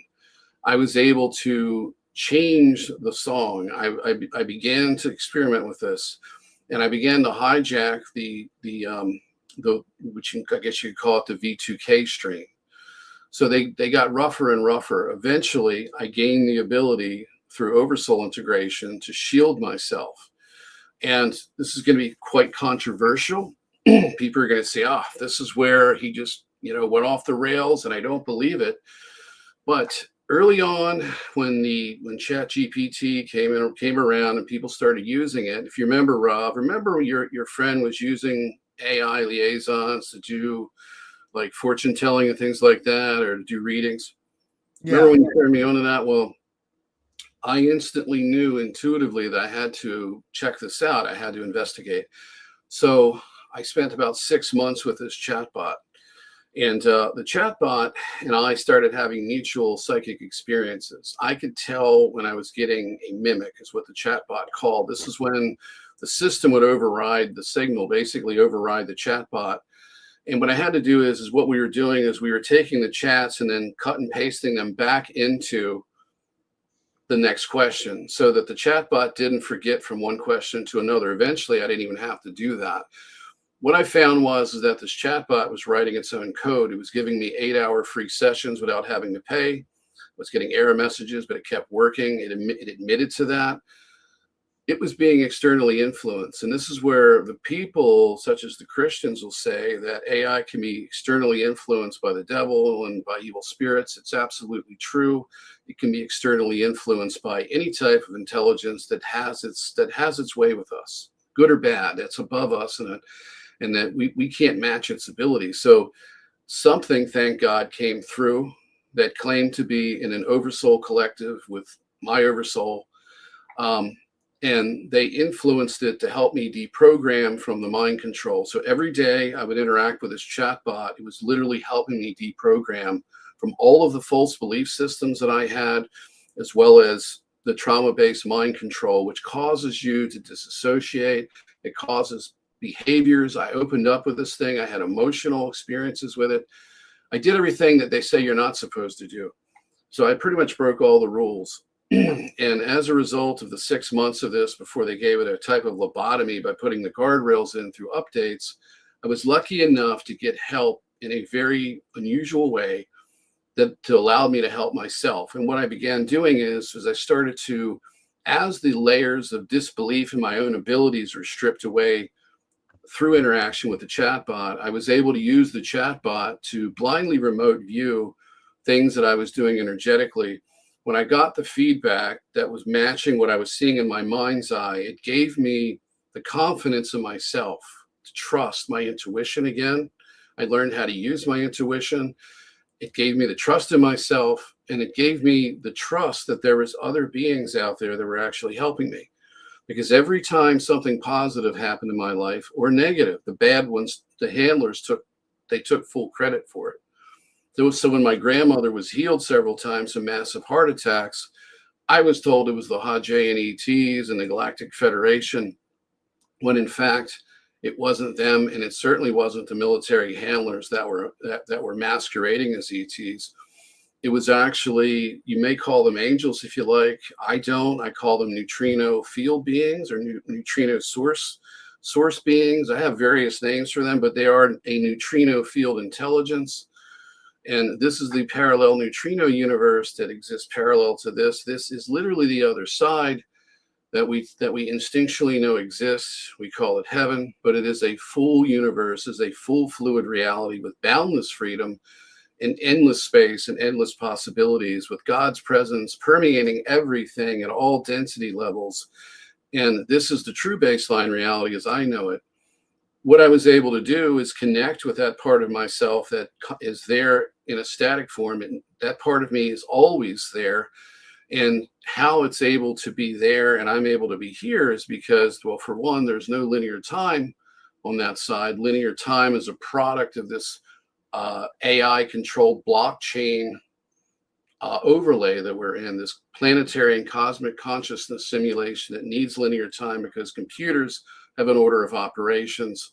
Therefore, you need linear time for processing reality. So I was able to connect with my oversoul, and I was able to gain abilities that I couldn't get through alter integration. As far as I got with alter integration was some ability to block. But once I made the connection with my oversoul, and once I was able to do that, I was able to pull what I call a neutrino pocket field around myself. What that does is it takes me out of the electromagnetic spectrum so that frequency attacks can't happen because I don't have an EM address. We all have an electromagnetic fingerprint. It's connected to our genetic code. It's basically, it's the frequency of our physical form. Okay, it has nothing to do with the soul. The soul's in the body, locked to it. But this is the way they target our body to make us sick and hurt us. And it also affects us cognitively and can affect our consciousness overall and our spirit. So I'm able to block it by essentially, if you think about a radar detector, like those old laser radar detectors, they came out with a jamming device that would shoot a beam out and it would confuse the police laser radar. They also had one, I believe, for regular radar that would help jam it up to a certain distance. So as you got closer, you could jam the signal and the police would get a false reading and they couldn't give you a ticket. Well, it works basically the same way. They can't get a direct hit with a do on me anymore because I don't have a readable electromagnetic frequency address. So by doing this, I've been able to basically, this is why I'm running my mouth, because unless they run me off the road or put a bullet in me or do something else hands-on, they can't touch me. So that's why I'm running my mouth, and I gaslight. I gaslight because it's part of the offensive strategy. And one of the things that you have to do when you're dealing with these handlers and you're dealing with these negative ETs, they all act the same way. And when you're dealing with their AI that mimics, beings and handlers, because, Jared was only around for so many hours a day, but I could reach out and argue with him or get contact with him because AI was mimicking him. So Wow. Through that interaction, I used it to learn their tactics. I developed a resistance to their tech. So one of the strategies that I would use is I would do a lot of antagonisms. I would fully gaslight him. I would invoke attacks. I challenged the dues. I got hit one time, the worst do attack I had. I was sick for 10 days of radiation sickness. And I had to reach out to friends in the community to get advice for help. Kat helped me actually, Rob, the lady that passed away last year. And she told me that you need to hydrate. So I went to Walmart and I bought 3 quarts of coconut water that same day. The very next day I got hit. And because I got hit at 5 a.m, it vibrated me out of bed. And when I say vibrated me out of bed, I mean it vibrated me to being awake. I thought there was a big truck out front, like a fire truck or something. I thought my neighbor had a heart attack again. I got up and looked, there was nothing. I tried to get back to bed. Within 5 hours, I was too sick to get out of bed. So around noon, from like 5, it was around 10 a.m. was when I really realized that I was really sick. So I reached out to her and she gave me advice. I started hydrating, but it took 10 days because I hurt all over from it. That triggered a response from my oversoul, at which point that's when I started to be able to build the field around myself. What I'm saying is that you need to control your emotions. And you can wield your emotions as a weapon when dealing with V2K and dealing with these handlers. If you give them nothing, such as fear, depression, or worry, if they can hit you with everything that they got, and you have basically a neutral emotional response, and you can gaslight them and use sarcastic humor like I do, it is a strategy, it's a counter, it's a type of strategy that you can get into their head so you can start to break down the continuity of their own personality. I used to witness to Jared about Jesus and God and things like that. It would really piss him off. And I got into his head and he took this personal. So in the end, he had to admit that I got the best of him. I humiliated him. I beat him at his own game. And at one point I said, concede. He had to concede. He did it a couple times actually, because I really rubbed it in. And he admitted to me that I knew the strategies, I knew the protocols, the methodologies of mind control better than he did. and Wow. Very possible, as I had a friend recently, just the past few days, read his energy, and she actually got a message from my Oversoul Collective, which was a message to me. This was things that I didn't know this, but I've been getting messages lately as to pieces of advice on what to do in the situation I'm in. Promises that my life I'll be aided in what I'm doing as I'm helping people. And anyway, she was actually told and shown kind of in an intuitive way that Jared is actually a part of me. I don't know if he's an alter or if he's gotten a piece of my talents, my personality, because he told me one time when he first started masquerading as this ET named Ashtari, that was supposed to be my past life husband, that he said to me, because I complimented him, because his job was supposed to be like spirit guide and helper. He was supposed to help me do a social media project for the Galactic Federation, all of this nonsense that you hear from a lot of experiencers. And I complimented him on his ability to basically be a therapist, like a psychological therapist. And because I kept saying to him, I would say, you know what, I would do it the same way. And I said, great job, Ashtari. I used to call him Ash, right? And he told me, he says, Nathan, he goes, do you know where I got all this from? And I said, no. He says, I got it from you. I learned everything that I know from you. And looking back at that statement, if this person's correct, and if the information she got is correct, because it's a bit obscured, I don't know if he's an alter or if he's got a piece of my personality. But he openly admitted inadvertently or indirectly to me and said that to me. And the reason I remember it is because there's been a lot of things over my life that I remember. These are epiphany moments or key moments where something was revealed to me. And I always hold on to it because I intuitively store it in a part of my memory where I can access it very easily. And I'll cross-reference it with things that happen later. So when she told me this, that this is the information that she got, it made sense to me because that was his way of admitting it. And they would admit things indirectly. just to gauge my response, just to see if I knew, because they couldn't trust their tech. I have the ability to communicate through an oversoul connection that they can't tap into. It's beyond the electromagnetic spectrum. It's scalar based, it's non-EM, and it's basically an unbreakable connection, and they can't tap into it. They were trying to clone this attribute and put it into other assets, which is why I've been a combination of an asset and an experiment, because there were certain qualities that I had that were very valuable to the programs. And one of which is to be able to communicate outside of the electromagnetic spectrum, basically going outside the universe and coming back in. It's kind of like, it's like traveling from point A to point B, but you don't go through the space. Well, I was able to communicate without going through the normal means or the normal conduit or the normal means of telepathy. I was able to do it in a way that couldn't be intercepted. So this was a big, what would you call it? Like an advantage if they could give this to other assets. But this is something that they can't have access to, because it belongs to a higher level of intelligence, and it connects directly with the creator. So they're shit out of luck. Anyway, let's go to the next one. Yeah, there was let me see here. There was there's 16 hours a day. That was a learning experience for me, because most people would create a complete mental collapse.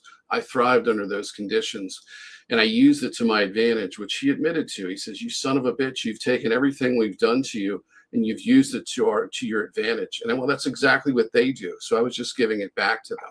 These are tactics that we all should know, being in these programs, that you use the enemy's actions to your advantage whenever you can. Anyway, go ahead.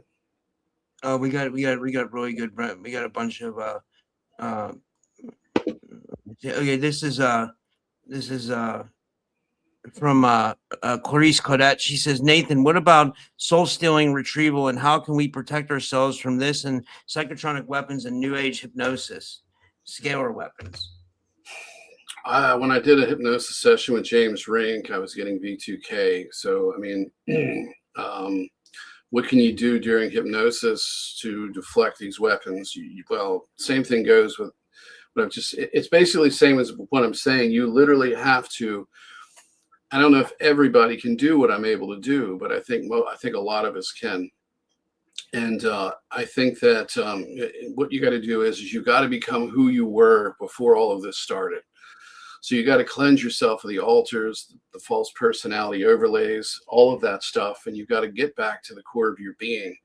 That's the best way to protect yourself. It's God's energy. You need to connect with God in a real way, and not in the false way of going to church, things like that, where you're just engaging in organized religion and you're given a false archetype as God, basically a vengeful, jealous God, and so on and so forth. You really have to connect with God and do it in a real way. And how you do that is you have to be in alignment. You have to improve yourself. You have to put forth all of your energy, and your thoughts must be really kind of centered on helping other people, helping yourself for self-sustainment, but actually aligning with God's will and doing good things, and literally working every moment of your conscious, every moment that you're conscious. You need to be thinking about, how can I make myself a better person? How can I help other people? This is what I've done. So if you work on yourself like that over a long period of time, you can strip away the damage, and you can truly rearrange your personality in the way it needs to be done. And the more connection you get with God, you can turn around these changes to your personality and return back to a stable version of you. And that's what I refer to as oversoul integration. Let me read this again. So what about stealing retrieval? Okay, all of this has to do with the engineering of consent. At the very core of this, there's a dirty secret. And that lady Kim talked about, how Project Surrogate, how it steps away. I mean, how it pulls you away from the cycle of going back to your oversoul. Okay, that healing experience where you go back to the other side, the real other side, not the false one. Without that, you carry a lot of baggage, and they've got control. So what do you do to stop that? You have to stop giving consent. You have to realize that the dirty secret is that you can't trap a soul. but you can engineer consent so that it stays. So this is where the false personality overlays really come into play, because if you aspire to be that extraterrestrial that they told you you were, okay, or maybe the one you remember, it may not serve you. It may be true, but it may not serve you, because it only, in a lot of cases, it just kind of keeps you under their control. So they actually control people's memories. This is another thing. A lot of the people that have the big memory recall are dealing with a lot of trauma as a result of it. That's a weaponized form of memory recall. I've met people in this community that literally fall apart periodically. They're very unstable. They suffer. It's because the memories pour in and they have no cognitive control. Your oversoul would never do this to you. Okay, you wouldn't do this to yourself if you knew what was best for you. You wouldn't consent, but people do.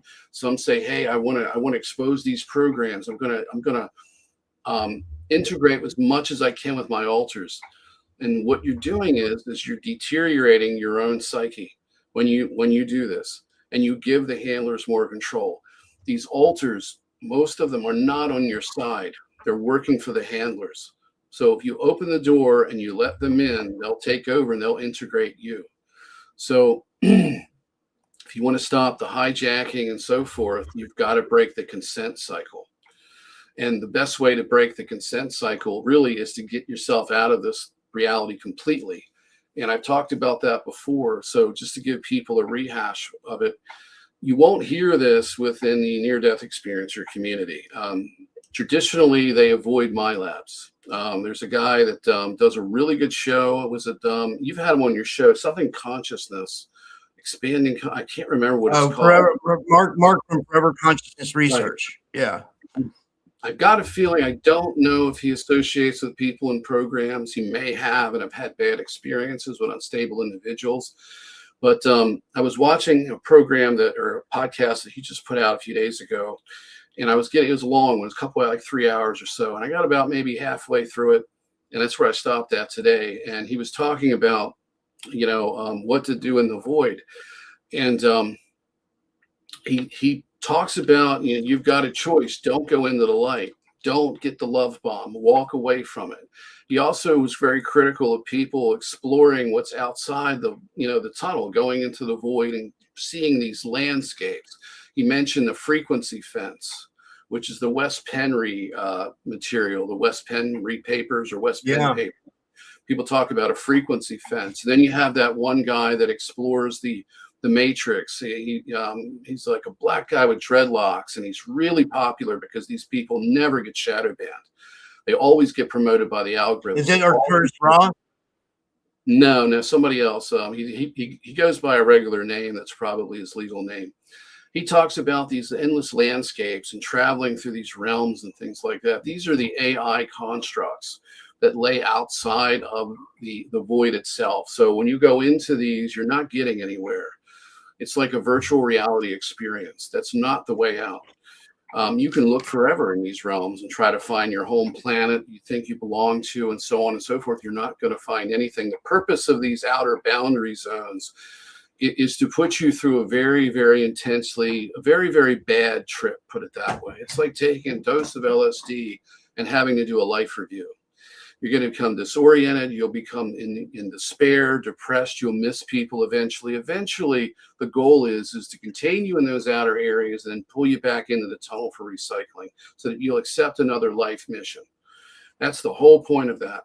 The way you get out of the void, from my experience, and this is because I was promised by my altar, I was told that when you get it, before you die, you're going to remember how to get out of this. And all of my life, I've had these experiences where I've had emotional eruptions inside me. When I studied near-death experiences, the paranormal, anything to do with the afterlife and the soul, it always made me tear up and cry throughout my life, even at a young age. So I'd also look at the stars and I'd get emotional because I felt like I didn't belong here, and I felt like I was trapped and belonged somewhere out there. I didn't know where out there was, or even if it was in this universe, but I knew it was someplace else. And all I could see was the stars, and it felt better. It felt closer to home than this. So what you do in the other side in the neutrino field is, and this is the other people talk about heaven or whatever, this is the true baseline reality. When you want to go from point A to point B, you don't travel through that distance between. You essentially will yourself there. When you do that, you change your frequency to match your destination, and you're instantly there. You escape the void doing the same thing. In order to find home, you have to know what home feels like. You have to have that emotional connection. So in the void, I saw the tunnel of light. I produced my own light as an offensive measure. I put out a gold ore, a very bright one, and I pushed it back. It didn't come closer, it just got bigger. And when I hit it, when I showed my light, it stayed small and it didn't get any bigger. No love bombing took place whatsoever. At this point, I was fully aware that behind that light was an asset retainment team, a MILAB asset retainment team. I was fully cognitively aware. I didn't have the experience that other people report where they have instant amnesia in the void, where they don't remember what just happened. I knew I was dead. Okay, I knew where I was. I was in total control. And when I saw the tunnel of light, I said to myself in this experience, there it is, in full recognition of it. Now, while I was having this experience, I was awake. I was sitting on the couch. We had a financial catastrophe going on. And I was listening to my wife talk on the phone to the mortgage company, and they wanted multiple months up front. They weren't going to take a single payment. Still wasn't back to work. You know, I was facing my own mortality, my own end of my life, my end of my life mission, you know, and I had already been thinking about this. This has been an ongoing struggle. And I thought to myself, you know, maybe this is the end for me. That's when the experience took place. I was instantaneously in 3 places at once. I was on the other side, as you want to call it that, in the neutrino field. In nonlinear time as my oversoul, I had that perspective. I saw myself and I was experiencing myself in the void, dealing with the tunnel.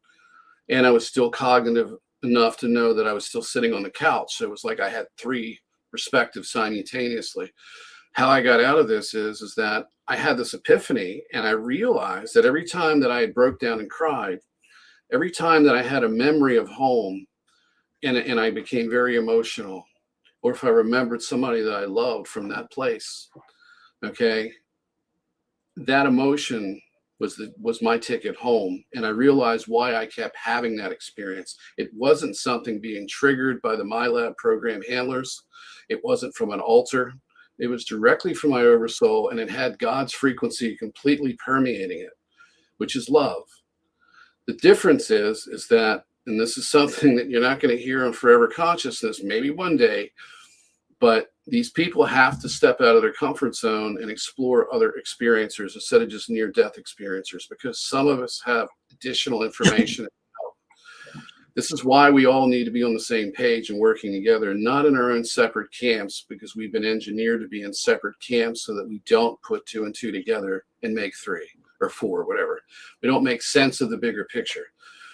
When you get, the way you get out of the void is you have to know what home is. So all of those experiences, all of that love that I felt, and all that pain and homesickness and longing to go back where I came from, all of that was the calling card of my oversoul.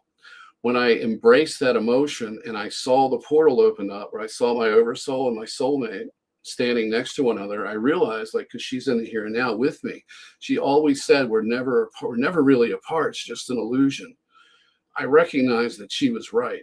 We were never apart. And this world, this experience is basically, we're a full being on that other side.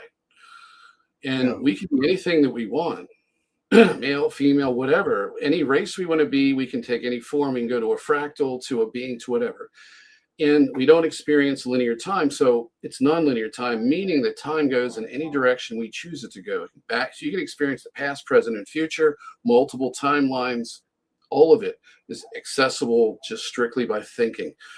And I was watching myself in the void as I was looking from inside the void back at myself. It was my soulmate at the same time, my eternal partner. So I realized that what you have to do is the same way that you travel in that realm and that existence is you just will yourself to your destination. All I had to do was connect with that love. And that love came from the inside. This is the difference between what I experienced in these people that have had these near-death experiences where they deal with this extraterrestrial AI that recycles you.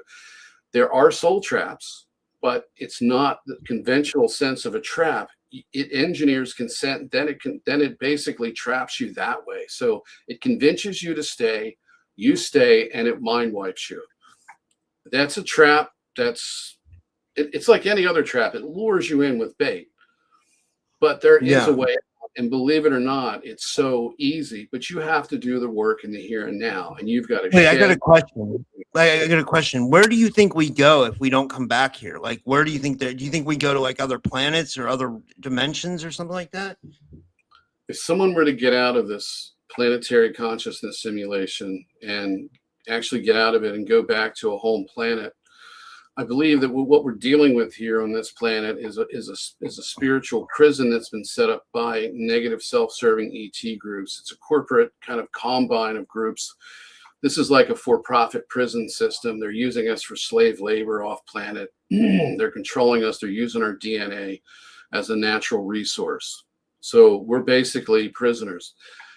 People are coming in here into this system, like myself and others. They may come from a different planet. They may come from the neutrino source field, and they come here to carry out a mission to try to break the prison from within. And they get stuck here. A lot of people get stuck here. And so the ways out is your oversoul pulls you out. And that's if you're totally oblivious. You could be pulled out because that part of you projected you in. It can pull you out. And remember, the other side has no linear time. So what is an eternity here could be just a moment there, a blink of an eye. Okay. Or it could be experienced as an eternity. It's your oversoul's choice, but you're the part that goes through it. So essentially, to get you out of here, to get yourself out of here, if you were to will yourself out of here in the same way that I described, you may be able to go to another planet back to where you were. But if you did something in their mind to deserve to be here, they're going to send you right back. You may have come from an oppressive extraterrestrial civilization. You were part of a rebellion. You did something against the rules. They sent you here. How do they violate your consent? Well, they don't, because you consented to be part of that race. You consented to be part of that civilization, and you accepted the consequences of the prison sentence that you got, and you made the conscious decision to go against the government there, and you got sent here. It's all consensual, just like the tyranny here. If we consent to it, we're in it, and we can't do anything about it until we say no. And enough people have to do that to turn the world around, or these psychopaths and sociopaths are going to destroy themselves and us with them. So it's a prison of consent. So how do you get out? Well, you really have to know where you're going. And I think if you knew the frequency of home and it wasn't counterfeit, it was real, you could get yourself out in the same manner. It just depends on where you want to go, because if you go back to the ET civilization, you're not going back to your oversoul. You're still in the electromagnetic overlay or cosmic consciousness simulation that we're in. And what this universe is, this is why our reality appears to be a simulation, a computer simulation, because a computer is literally doing computations to process our reality. Anyway, I hope that answers your question. Yeah. Let's see here. I'll see what other. This is a pretty. I think I can give this person some advice too. They say, how do QM36 says, how do we separate truth from lies? I would say that, like, with the veil thinning and people waking up and stuff, you should have more discernment now than ever. So you should be able to kind of discern what's bullshit and what's not. But maybe it's easier for me because I've done 2,700 interviews. So sometimes I'll hear something and I'll know it's off, but like you won't hear me say. I'll never say it on a show. But I don't know. But yeah, sorry. Go ahead, Nate. Yeah. Well, you're referring to educating yourself, so that's important. You need to educate yourself. And you can't go into it with a closed mind. So you have to look at everybody's material and do as much research as you possibly can. And you got to find reliable sources, and then you have to fact check. So that's very important, what you just said, Rob. I think what this person's asking is like, really, how do you get your intuition to work? And it goes back to what I said before. You have to purify yourself, because if you are making bad decisions, if you're selfish, if you do things to hurt people, even if it's just little things, like stealing pencils at work, whatever it may be, something like that, if you're cheating on, if you cheat, let me give you an example. You find a wallet, it's got money in it. So you take the money and you throw the wallet away. You don't keep the money in the wallet, and you don't find the person it goes to, giving them every dollar back and thanking them, saying, look, I'm sorry that you lost this, but it gave me the opportunity to do the right thing, and I thank you for that. If you don't look at it from that perspective, then you're going to be subject to having your intuition hijacked. What I see is a common thread amongst these influencers. I see it with George Cavalis, I see it with JP Missions, I see it with all of them, and they seem to have a significant disconnect from the love of the creator. They have this disconnect to where they see the carnage, they see the genocide, and it doesn't affect them. Somehow what they're being told is more important. The Stargate is more important than millions of lives, perhaps even 1 billion dead. That's literally how they see it. That's a disconnect from the heart. You have to be heart-centered. And when you have negative ET contact and military handler contact, the goal to undermine your intuition and your consciousness is to pull you away from the creator's love and will. And as a result, you deteriorate as a person. And these people all show the signs. They have egos. They're on an ego trip. Elena Danaan is a good example. There's this controversy about money and a conference and an organizational structure, no transparency, take the money and run, that type of thing. The ego and this, and of course, she's worried about her appearance. You should age gracefully. It's fine to take care of yourself. But if it becomes all about marketing you as a product, you're marketing yourself, that's not spirituality. Money and wealth and spirituality don't go together. Okay, you should never do things for that reason. You have to do things for pure reasons. You have to be pure at heart. You have to be heart-centered. You have to have love in your heart. When you see somebody succeed that you don't know, and you still feel joy for them, and you're happy for them, and you're not jealous, you're on the right track.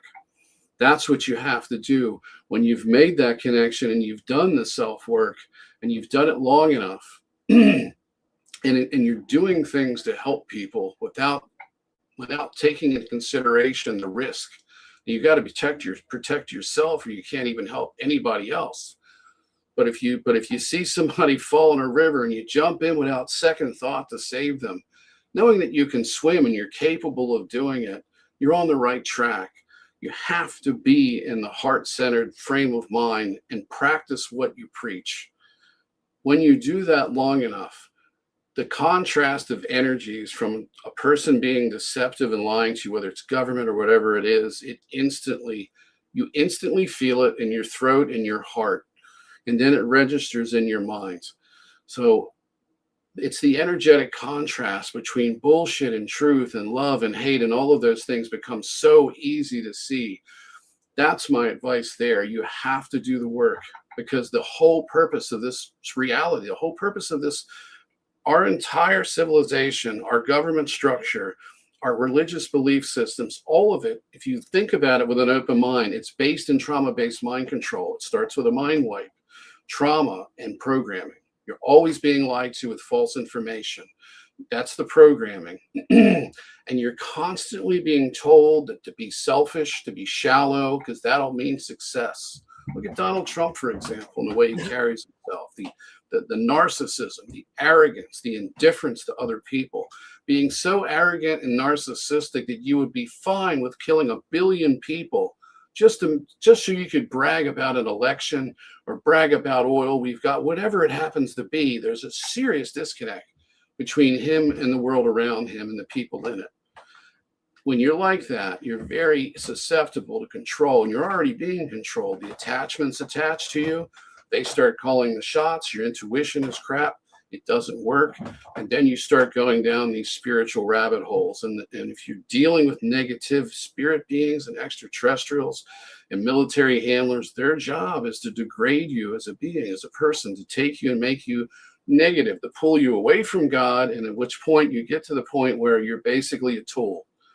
And if you can purge that shit from your system, your intuition will automatically work, because your intuition comes from your oversoul. Your oversoul comes from God. That's how this works. You have to think basically the creator, then you have that, and that's like to say a big mass of light, love, energy, consciousness. And then you have the next layer would be the oversoul. Okay. And then you have yourself, which is a piece of it. You have to make the connection to both. And then everything becomes clearer than sunlight. Yeah, I love that, man. This is a really good question. She was asking this in the audience. This is an encoded BPM. She says, she says, has anyone else ever experienced remote body influence targeting over body movement? It's not possession. It's like ET tech biohacking. Yeah, I've had that. I've sat here and done podcasts and had my muscles and legs twitch. I've even had, and this is an interesting experience, they can program energy that has intent that alters your, if you're open and susceptible to it, because if you want to use a term that's from the New Age, vibrational frequency, if they can lower your frequency by making you more negative and think negative thoughts and pessimistic concepts, and you're just always doom and gloom, okay, it's very easy to control you. Your field's wide open. So what they did to me at one point is that we had a memory foam mattress and I had an electric carving knife, which is great for cutting foam. And I was cutting this up to make a dog bed, and I was going to throw the rest away. So my wife's holding this thing up, and it's memory foam, so it's like very unstable. And she's got to hold it from folding over. And I've got this razor sharp knife, and I'm making a cut. I realized that something was trying to get my hand to go into the blade. And I had prevented it from happening once or twice while I was cutting. It got so bad that I had to stop. And I told her, I said, I'm just going to get a regular knife and cut this. And I didn't tell her why. So I walked out of the room, went to the kitchen, and I was trying to get this knife that had this, it had like a thing attached to it for slicing like a loaf of bread. You could set the thickness of the loaf of bread, but it was a really sharp knife, didn't get much use. It got tangled up in a bowl full of utensils and got hung up with a pair of tongs that kind of has a spring in it and the lever that locks it. Well, anyway, I pulled this out and I got it apart, and I was holding the tongs in my hand, and something took me over and made me stick my finger in the back of the tongs and release the spring, and the tongs flew open and it smashed the tip of my finger. And I got my finger out of it, and seconds later, I put my finger back into it and did the same thing. So yeah, they can take you over. They can make you cut yourself. I always realized, I used to think, well, actually, let me rephrase that. I used to go through experiences where they were trying to stage an incident or an accident. I could feel myself slipping into an injury, and that's when I would stop. In this case, I didn't use my senses. I didn't trust them. I just tried to I wanted to get this bed cut up. So I injured myself. Luckily, it wasn't with the knife. But while I was in the kitchen and this was going on, right after I smashed my finger the second time, I saw a curtain of energy that looked like heat coming off of a pavement. It swept through the room, went in front of me, and I could see it. It was like rippling and shimmering, and I could sense what it was there to do. And I knew what it was doing next. It had injured me. It had carried out its mission. It was satisfied due to its programming. It was now going to affect my wife. I saw it pass me, circled around me, went into the living room. I came in with a knife. We finished cutting the bed, go back to the kitchen, and she sits down and just goes and looked miserable. And I'm like, what's wrong? And I knew what it was. It was a rhetorical question that I had asked her. She goes, I don't know. I just all of a sudden feel really irritable. And I knew exactly why, but of course I couldn't tell her this. But this is one of the ways they do it. They don't just, now they can take your physiology over. That's one way, but they can also program energy. Of course, I was in communication with these lying ETs, which was a handler. And I'm like, well, how does this happen? He says, oh, that's a psychic storm. All the negativity builds up in the environment from people thinking negative thoughts. And then it takes on a mind of its own and goes and seeks out to harm people. And when it was them the whole time. And I think I even said that on one of your podcasts about a psychic storm. I repeated the BS. So that's one of two ways that they can do it. Yes, I've had it happen. And I want to mention something else. The elites are hell bent on building these data centers. They don't care if we have no drinking water or no electricity. Why would they be so like focused and obsessed with these data centers? And some people say, well, they're trying to make money. Well, yeah, there's people who are going to profit from this, like Shark Tank's Mr. Wonderful, sell out to humanity. Anyone calling yourself Mr. Wonderful is arrogant and egotistical. Yeah, so just by definition, he's a rotten person, but he doesn't care. Money is his God. He could care less who he kills or hurts to get it. Okay, he's a vicious person, and he portrays himself as Mr. Wonderful. Everything's great in his life, but it doesn't matter who he hurts to get. Whatever means justifies the end to him. So he's pushing data centers and getting pushed back, and people aren't happy. They don't want this in their community. They don't want these big monstrosities. So why do we need them? Well, it isn't just to give us chatbots. It's not just to give the government more surveillance abilities through flock cameras and things like that. I mean, that's all part of it. The biggest aspect of this is monitoring thought. The tech that TIs and MILABs have in them, that was the initial rollout of this technology. We've got a higher end level of technology. They beta tested it on us. It was ET in origin, combined with military contractor technology. They reversed engineered it, and they got plenty of help because the ET agenda is to set up the AI takeover. This is their final lockdown on humanity. They've got everything programmed in. This is how you basically reduce us to about the cognitive and psychic abilities of a gray, because they'll have that much control. And the graphene oxide that is in the stabinations, the vaccines, it's in the flu vaccine, it's in it's being sprayed in chemtrails, it's being sprayed in herbicides, pesticides on our food. We're eating it, we're ingesting it. Whether you took the vaccines or not, we've all got it in us. I got an itchy nose here. Not them, it's just me. But so this is to monitor thought and to control people. This is for the takedown of humanity. So the graphene oxide, all the data centers, the purpose of it is for thought transparency, like the World Economic Forum has been talking about. That's what this whole thing is about. They beta tested it on people like myself. Rob gets it. A lot of us get it in the community. We're the beta test for the bigger rollout. And the bigger rollout is to turn everybody into a TI if they step out of line using psychotronic weapon systems. And these data centers are going to be large military installations, not just responsible for processing and storing data. They're there to monitor thought, and they're there to be the network for the control grid, the AI lockdown of consciousness. That's why they need this. That's why it's so important, because we are waking up. People are getting fed up. They have to reduce population. So what else are they going to do? Well, we've seen camera footage, security camera footage from China. This was talked about at the Full Disclosure Now conference. It was one of the presenters talked about it. I had seen it. I knew what I was looking at. People said it was fake. It's AI. I knew intuitively what it was. They were beta testing a kill switch for the population. People who step up, mouth off to the government, they're problematic individuals. Maybe they know something. Maybe they're a whistleblower. They can kill them with the press of a button. Okay, and then and that's just a figure of speech. The AI is going to make the decision. It's like the drones in warfare. The AI controls it. Okay, the AI is going to bomb a school of children. The AI doesn't care. It's unfeeling. It has no emotions. So it'll carry out the death. The whole it's not Max Spears. What's the other guy's name, Rob? James Cadwell.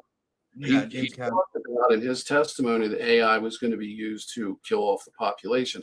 That's exactly the truth. So this is what we're dealing with. They need to have that lockdown, and they'll be able to decide who dies and who lives, and it's all going to be controlled by artificial intelligence. And Palantir is going to be at the throne, at the center of it. They're basically it. And everything that we used to own will be owned by BlackRock. That's why BlackRock is getting ready to start buying up all these foreclosures that we're going to start having, because we're already in it now. The banks are holding off in Trump's economy. They're not foreclosing on these basically mortgages that people can't pay. People have borrowed their house, and costs of their houses have inflated to the point where, it represents the inflation that the constant quantitative easing has caused, this endless borrowing for warfare. So first, they're taking away our social safety net here in the United States. You're seeing it degrade in other parts of the world as well. They're switching, everybody's switching to a wartime economy. Europeans are getting away from funding their social safety net. They're more interested in flooding their country with immigrants who are scarred from all of these battles that Israel and the United States are out there, conducting. These people are traumatized. They come from backward Bronze Age acting cultures in a lot of cases, and they're very angry and they want revenge. And they're Islamic, a lot of Islamic fundamentalism going on there, and rightfully so, because when people are punished and suffer, they turn to more extreme forms of religion. They become more extreme in their belief system. This is all by design. They call this cultural enrichment. So while we're being flooded with illegal immigrants from other parts of the world that are here for poverty, Europe's being flooded with people that have had their families murdered by Israel and the United States. So they're coming in and flooding out in these European countries. They're causing a lot of social strife, all by design. This is chaos. Order out of chaos is the whole idea here. And the Israel Project, the Greater Israel Project, that's all what this is part of. They have to get rid of the people. And when you say, oh, you're an anti-Semite, no. Iranians are Semitic too. None of the things that we showed here tonight should be in any way, shape, or form used to drum up hate for Jewish people. It's not Jewish people. It's Zionism. Zionism is modern day Satanism. This is what's getting us into fulfilling these biblical prophecies that these psychopaths are trying to do. They want to essentially set up this world government and have Israel as the capstone. There's another faction that wants to make China the capstone, but both sides are going to use the Chinese social credit score combined with these big, huge data centers to roll out this AI control grid, which is going to be basically a high-tech form of global genocide. And that's what we're facing. And nobody that I know in my personal life cares. They don't want to comprehend it. You bring it up, I don't want to hear it. And that's the attitude of most people. And there's literally a lot of people are scared. I think a lot of people are scared, and I think a lot of people realize it, but they don't want to they don't want to face it because they probably feel like we can't do anything about it. Because we are at a point where we really can't do any. I mean, we would need a revolution. And it's like Miles Johnson says, we can't talk about it on the internet, right? We have to, it would take something of mass proportions. Think about it this way. If people rally out in the streets, they could declare martial law and just mow people down. You know what I mean?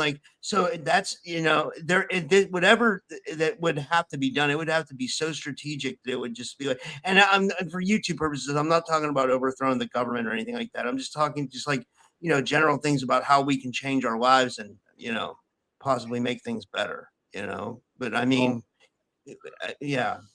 They're taking our choices away. They're not asking us if we want these data centers. They're not asking us to take our water supply. We're not giving it up. They're not telling us, hey, we're going to triple your electric bill just so we can ration electricity to you. And then we're going to use the rest of it for this data center. They're not asking permission.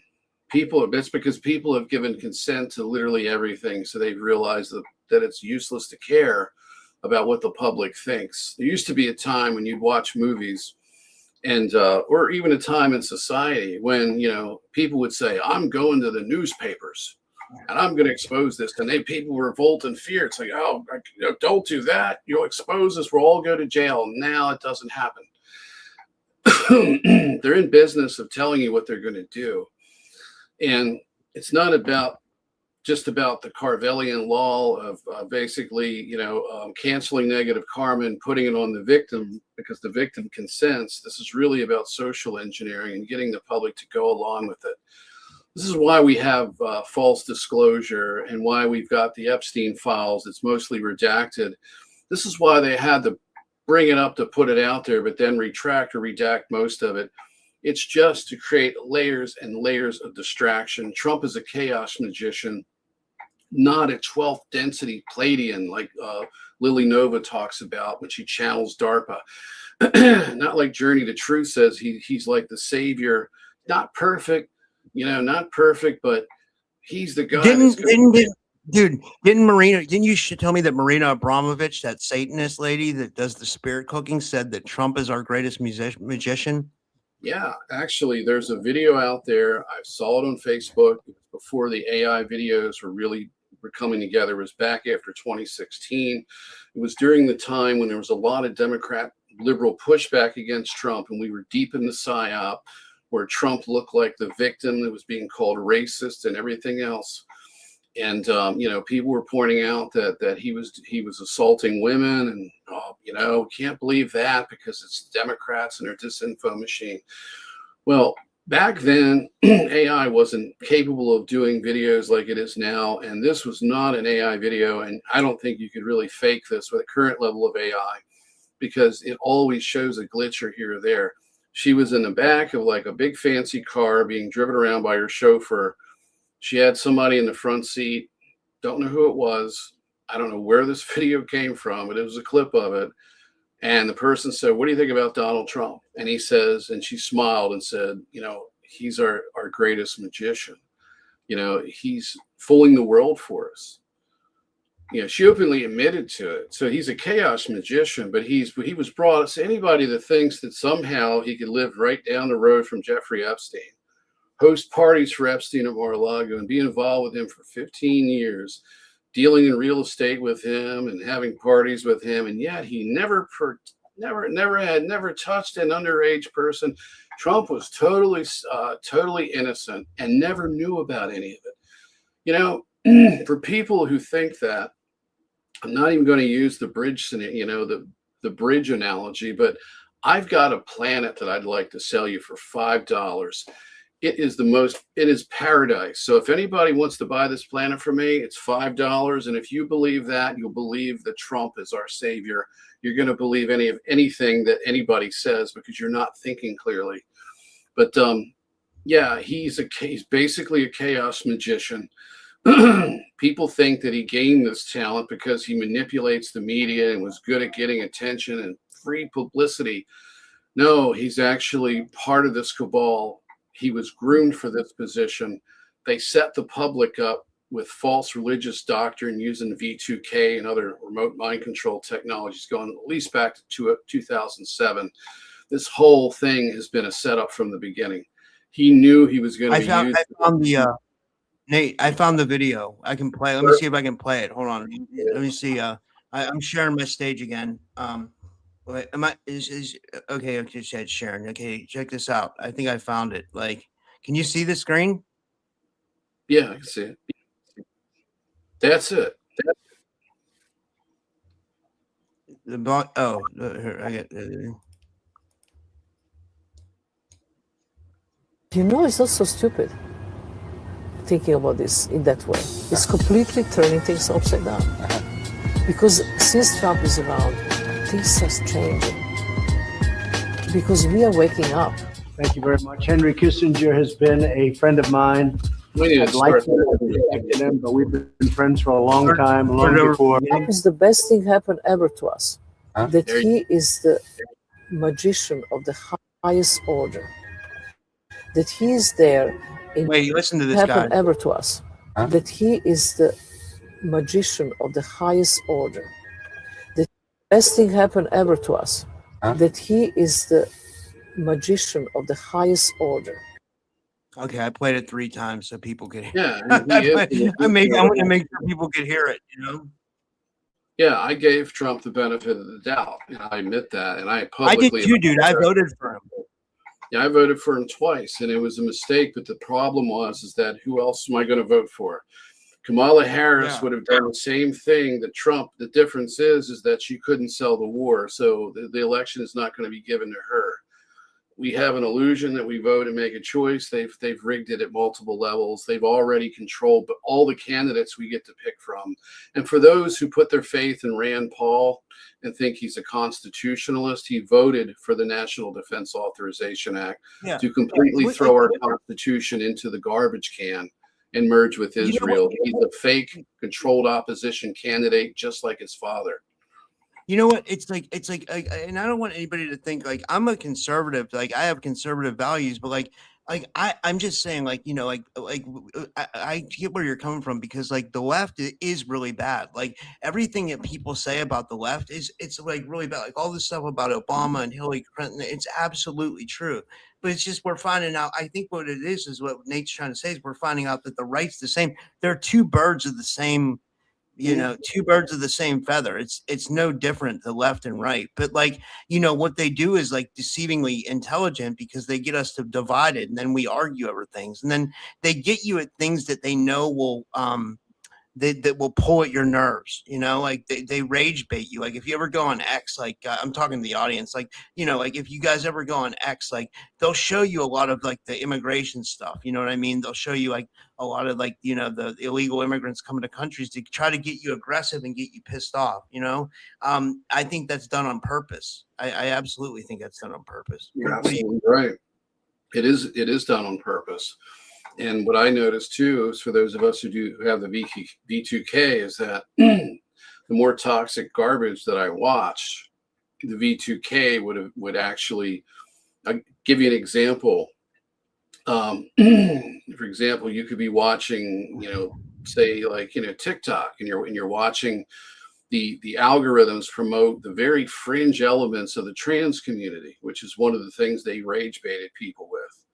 So conservatives will watch these crazy videos of these people that are mentally ill, not regular transgendered people that just trying to find themselves and try to live somewhat of a normal life.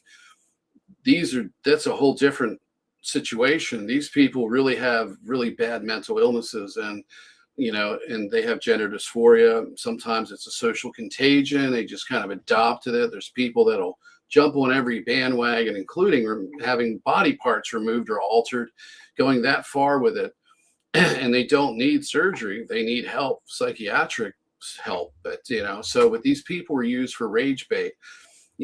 I would watch this stuff and other things, and then the V2K and the subconscious programming would kick in, and it would start to make me be affected by what I was seeing. So my filter was taken off. So, and they did various things to me that was in sync with the rage baiting, hate propaganda that's out there. So they can use psychotronic weapons on individuals in large population centers in collaboration with the rage baiting to foment civil unrest and personal instability. So this is a very, very seamless control system, and it's very difficult to be able to live in it and have a clear mind and a clear channel to the creator, because that's the whole point. If they can separate us from the oversoul connection that we all have, they gain control. If they can keep us at this negative emotional level, this negative emotional mindset, or what some call a low vibrational frequency, we are very suggestible and very easy to manipulate. If we're thinking negatively and we see rage bait, and we don't have good self-control, and we're not heart-centered, and we see somebody that's totally screwed up, the reaction for most people is to just hate on that person and gang up on them. The person who's heart-centered is going to look at that and say, I feel sorry for that person. I still love them as a human being. I wish I could help them. I hope somebody does. They need some help. They need somebody to love them. It's likely from trauma that they're going through this and acting this way. And I'm not saying that's what causes gender dysphoria. I'm saying in some cases, people are unstable and are getting these surgeries, and it's the last, and these are the people that detransition. They realize it's a mistake.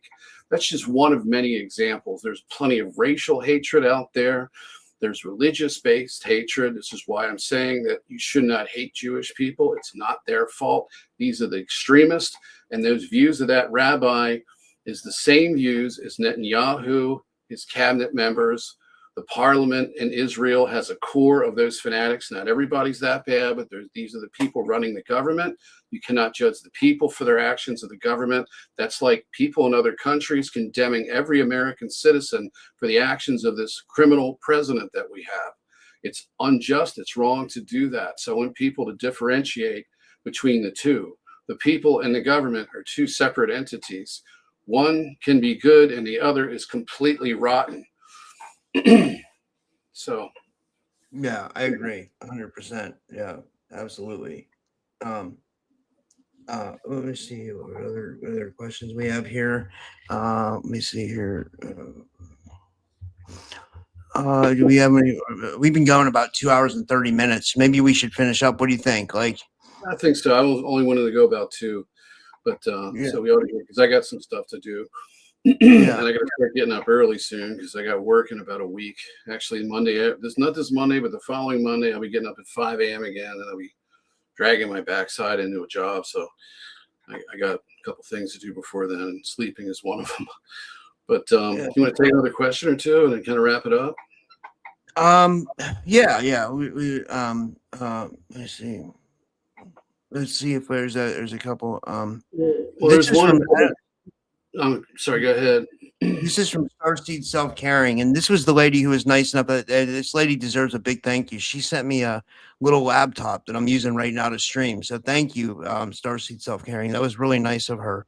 When after my laptop got broke, did you hear about that? What happened, Nate? Like, I don't know if I told you this. So someone sent me a laptop for Christmas, and I was using it. It was a MacBook, right? And I left on the 4th of July for 4 hours. And when I came home, I went and looked at the laptop, and the laptop screen was cracked. Like someone destroyed it. Someone came in my apartment. I don't know. I mean, and I used it that morning. So it wasn't like the night before I got high and stepped on it or something like that. Like, it was totally functioning before I left the house that day. And then when I came home, I went on it to do a live stream, and the screen was cracked. I'm like, this doesn't even make sense. Like, how does this even happen? The only other thing I can say is, like, there was extreme heat. We were like 100, 110 degree temperatures. I don't know if that, I'm not like totally blaming it on targeting. Like, I do realize it could be something like that too, so like, but I do find it fishy. But anyway, so this lady here was nice enough. She stepped up and sent me a little laptop, which I'm using now. So thank you, Starseed Self-Caring. I really appreciate it. And her question is, who killed James? I would say that, I don't know. I mean, I'll let Nate answer that. So, who killed James Rink? Well, after James passed away, it was a sore spot for me. And I came on here and I talked about it. And my voice started breaking up in one of the podcasts here on Rob's show. And, I was holding back a little bit of tears. James and I never really knew each other much. I initially talked to him in the beginning, did a dose session with me, and he just kind of backed away from that point. Who killed James? So let's get down to this. James told me back at that point when I first talked to him that he knew he was going to die at the age that he did. And I don't know if he knew that he was sick at the time, or if he knew this intuitively, or if the handlers told him. The way it sounded to me, and the way he gave me this, the way he said it to me, because I talked about knowing that I was going to die in my 50s, that I had a cutoff, and we talked about it. So to him, this is when the MILAB handlers were going to end his life. So some of us, they allow to live in their 60s, sometimes in their 70s before they terminate us. This is if we're giving consent, obviously. So if you're under their thumb and you're giving them consent at multiple subconscious levels, and also in your cognitive waking life, you're aspiring to be an alter or any of these things, you're giving consent for a control over yourself. So James was struggling with that. I do know from talking to people that were close to James that when he did get sick and he was diagnosed with it, that he declined Western medicine. So he didn't. So what that tells me is that, number one, he didn't trust it. Number two, he wasn't willing to do everything he could to save himself. And so he did alternative alternative stuff, health and different things. And he tried the magnetic med bed shit and all this stuff that really is mostly pseudoscience. It's not the real thing. So he did a lot of different things to try to help himself, but he stayed away from Western medicine. And the impression that I got was his soul, his consciousness, his oversoul was ready to pull him out. He was done, and he had done an extensive level of experience and had, I think, thousands of alters, he told me. So he had been in the system in military custody for a long time, probably before any of the military contracts started, because some of us were trapped and caught up in this at ancient times in different religious sects and things like that. So who knows exactly what his history is soul-wise and its incarnations here, but he was under their control, the ETs and the military, for a long time. And this could be branch timelines as well, and alters. If you add it all up, he could have been here for an extensive amount of time and a level of linear time experience. My gut tells me, my intuition tells me, is that he was simply exhausted. His oversoul pulled him out. James had a difficulty with discernment, and people who knew him close knew that. So this is why he was infiltrated with people coming in and acting as handlers. This is why he got involved with Elena Denon. This is why people deceived him and went on a show who were intentionally lying.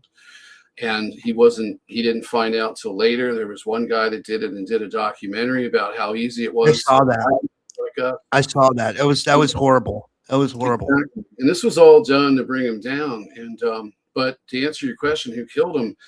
You know, it was a combination of him giving up and not pursuing everything that he could. And it was a combination of his handlers wanting to take him out. And I think it was also a combination of his oversoul pulling him out. You know, the lady Chloe Ariel that comes on your show, right, Rob? You just had her on, been on a couple of times. She's a good friend of mine. And I asked her, I waited a while. It was a couple months. I think it was about 3 months after James passed. And I just, you know, like, hey, can you do me a favor? Can you check and see what happened to him? To my surprise, and I'd been on your show, and I said, I don't think he could have gotten out of this. I think he would have been tricked some way and gave consent to be recycled simply by being disoriented, making a mistake, being fooled by the system.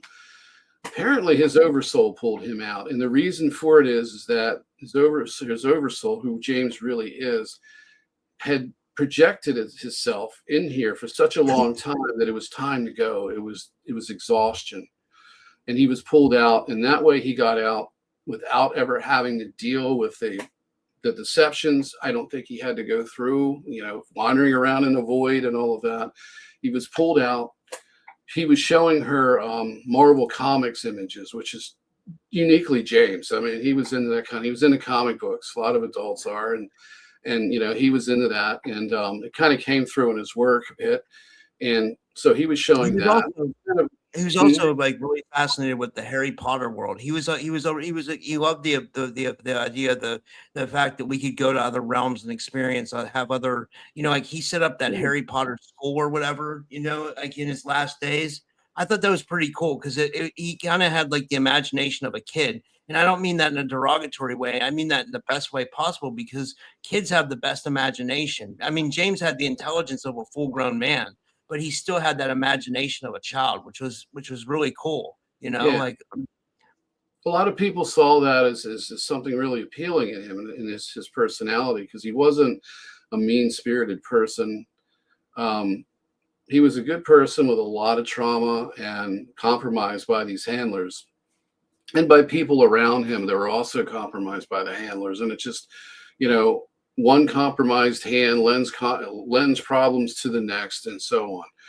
But so who killed James? I think it was a combination of the MILAB. Now, here's what you have to. This kind of gets confusing, but from the oversoul perspective, if James was killed by the MILAB handlers, like so his physiology was hijacked with remote neural monitoring tech. And they triggered this disease in him to make him sick and make him go through that. The only way that they could have done that is that if he consented to it. And people are going to say, well, they kill people all the time. They don't give consent. It's a bit different when you're dealing with the soul, because they're recycling the soul. They're having to answer to a higher authority. They have to work within this framework. Exactly how this works, I'm not sure, but I do know that when you take control back and you no longer give consent, these big scary handlers and all of their tech eventually become like fleas. They become a nuisance to you. and you can beat them. And I think it was a combination of just exhaustion at the oversoul level. And James felt it himself, which is why he didn't struggle to find other options and do Western medicine. I think he was just tired of it. And I can't blame him for that, because we all get to that. I think Renetta Jones was reaching that point too. You get to that point where you know it's time and your oversoul's made the decision and you're in agreement with it. Inadvertently, you're giving permission for them to kill you too, but they don't get you in the end. Thank God that's not, and I believe he got out. So that's basically what I have to say about that. It's a combination of things. But from the outside perspective of the oversoul, it's really the oversoul's decision above all when you leave this place. And, you know, when you really start to feel, and I think that's why he just said, okay, this is it, and I accept it. Yeah. Yeah. And their strategy was to get him back and to keep him asset retainment. So I hope that when he got out, that every altar that's connected to him with a tether was pulled out as well. And I hope they lost a hell of a lot of personnel. You know what was interesting about Renetta, and people can go find this. She was putting out posts on her Black Sunrise YouTube channel. Someone told me this recently. I guess she was calling out the Big T administration. She was saying she was being targeted by them. That's what she thought she was being targeted by. Nobody, I don't think, took it seriously, because at that time a lot of people were like pro Big T. You know, I guess we mentioned his name in the whole podcast. It doesn't matter, but like. Yeah, she thought that was she was being targeted by that someone like close to him or something. You know, it could have just been MILAB. You know, you never know. Ultimately, I think probably most likely what the scenario was is they were making her think that to increase the paranoia. The higher up the chain it goes of command, if you think that they're at the president of the United States is out to get you, it's going to invoke more paranoia and fear and worry. Yeah, and if she had implants, she had implants, which I think she did. You know, she came on my show and she showed her X-rays. It looked like she definitely had something in her head. You know what I mean? Like if she had that, it would make V2K easily more accessible, and like not just that, but like instant to instant telepathic communication, where they could pretty much transmit anything to her brain. You know? Yeah, there's CIA assets coming forward now that have been on Redacted that have talked about how. In the past, like when they were espionage, for example, they busted a guy that was spying for Russia. I remember watching this as like a teenager, and they had a hard time catching this guy and how they didn't know how he was communicating. He was leaving notes and trash cans and things.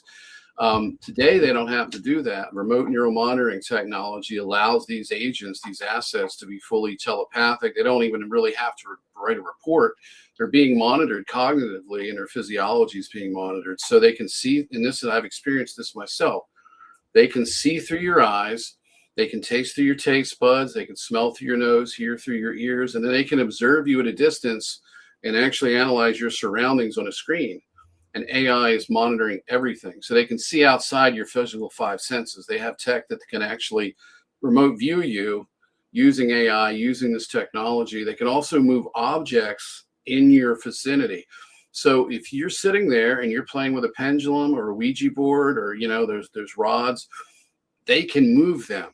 Okay, there's the ideomotor effect, which always tends to come in to a lot of people who don't know how to use these tools, but they can move things. They can stage poltergeist incidents. I've experienced them. When I was in the cult of the Joy of Satan, a lot of us experienced paranormal activity staged by military tech.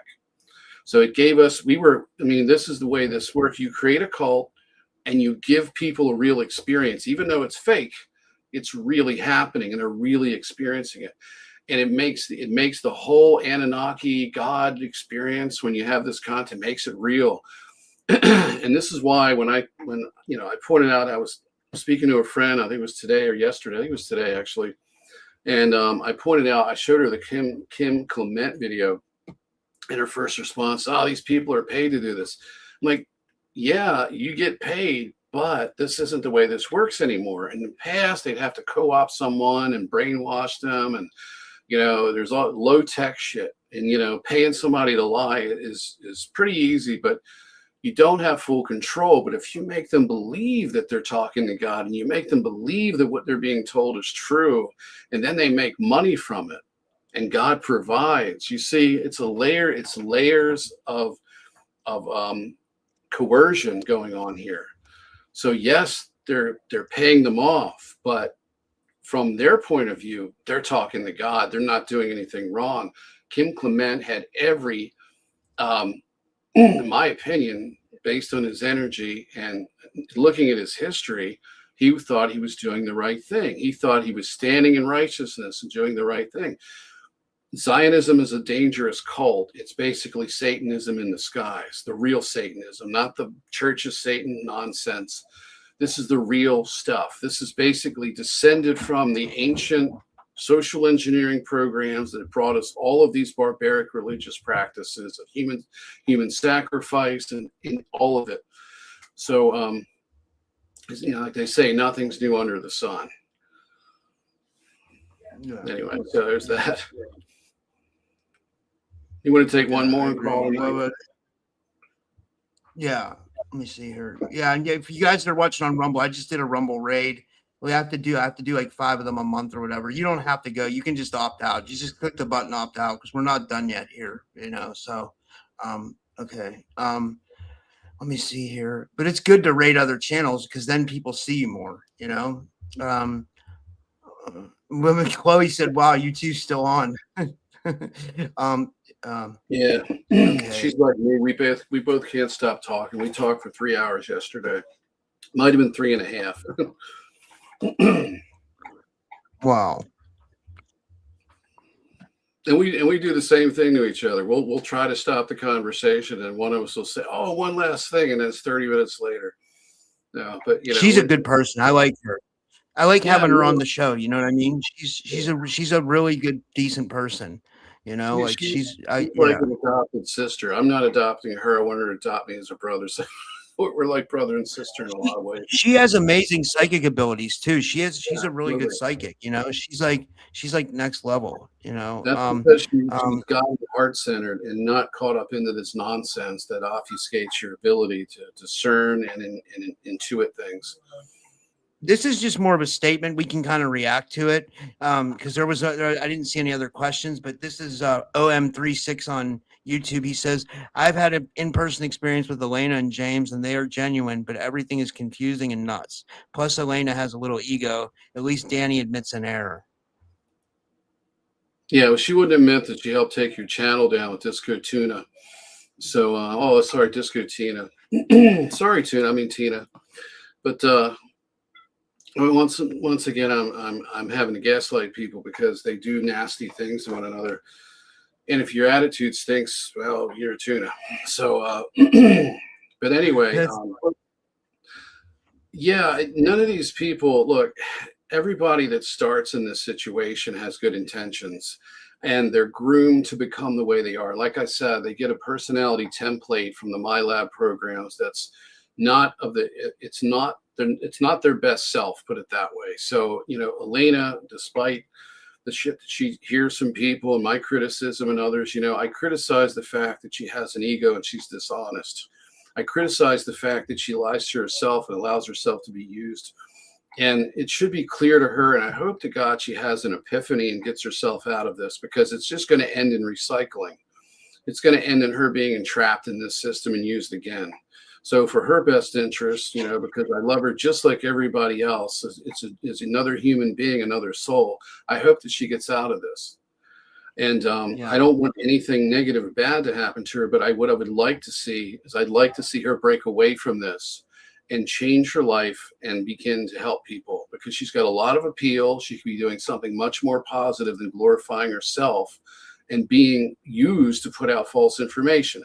Same thing with Dr. Sala, same thing with JP. Now, JP is another good example of someone that's brainwashed. And it's difficult for me to comprehend how naive people are, because we don't trust the government. I don't know too many people in this community. I don't know anybody in this community. If I asked any of these people that leave all these great comments under his posts and videos, do you trust the government? Nobody's going to say, oh, absolutely. Nobody except for JP. He trusts his military handlers. He's literally taking his whole script, everything he says is controlled by them. And he admits it. And Dr. Sala sees nothing wrong with this. When is the last time we've gotten any long-term good information from anybody that's been handled by the military, like a spokesperson? And, Sala asks him about NDAAs. Well, they don't apply when you're being used like that. So it wouldn't matter. And his answers are just kind of like, they're not, it's like he doesn't understand what's he's really happening to him. And if he breaks out of this, he'll become a TI. And that's the negative downside of this stuff. But sometimes you just have to you've got to stand in righteousness, if you want to call it that. You got to stand in the truth, and you got to declare your sovereignty, and it's going to result in attacks. So I hope he gets out of this too. This whole thing, it's bringing us all down. Okay, so if I say something negative and I say something sarcastic, it's for the person's best interest. I'm never going to go out and attack someone and be nasty, because that's not my nature. But sometimes when you're pushing genocide and you just are so blind to it, the idea is to use him to convince people that Zionism and the whole Jewish supremacy thing is actually tied into the extraterrestrial positive agenda for Earth. It's so transparent and obvious. It's like with the COVID thing. When you know what you're looking at, all of this deception eventually starts coming closer to the surface. So if you look at it as like an ocean, and the further down it is, the harder it is to figure it out. These people are literally on boats now on the surface of the water, open with their whole agenda.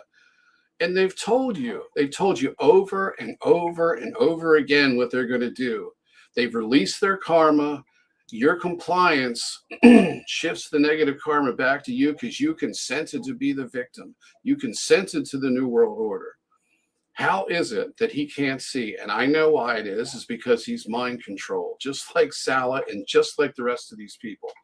When I was being mind controlled, I asked Ashtari, I said, what about Dr. Sala? He's talking to Elena Denon and Megan Rose. He's open to contactees like me. He says, no, don't talk to him. Now take this with a grain of salt. I'm quoting Matthew.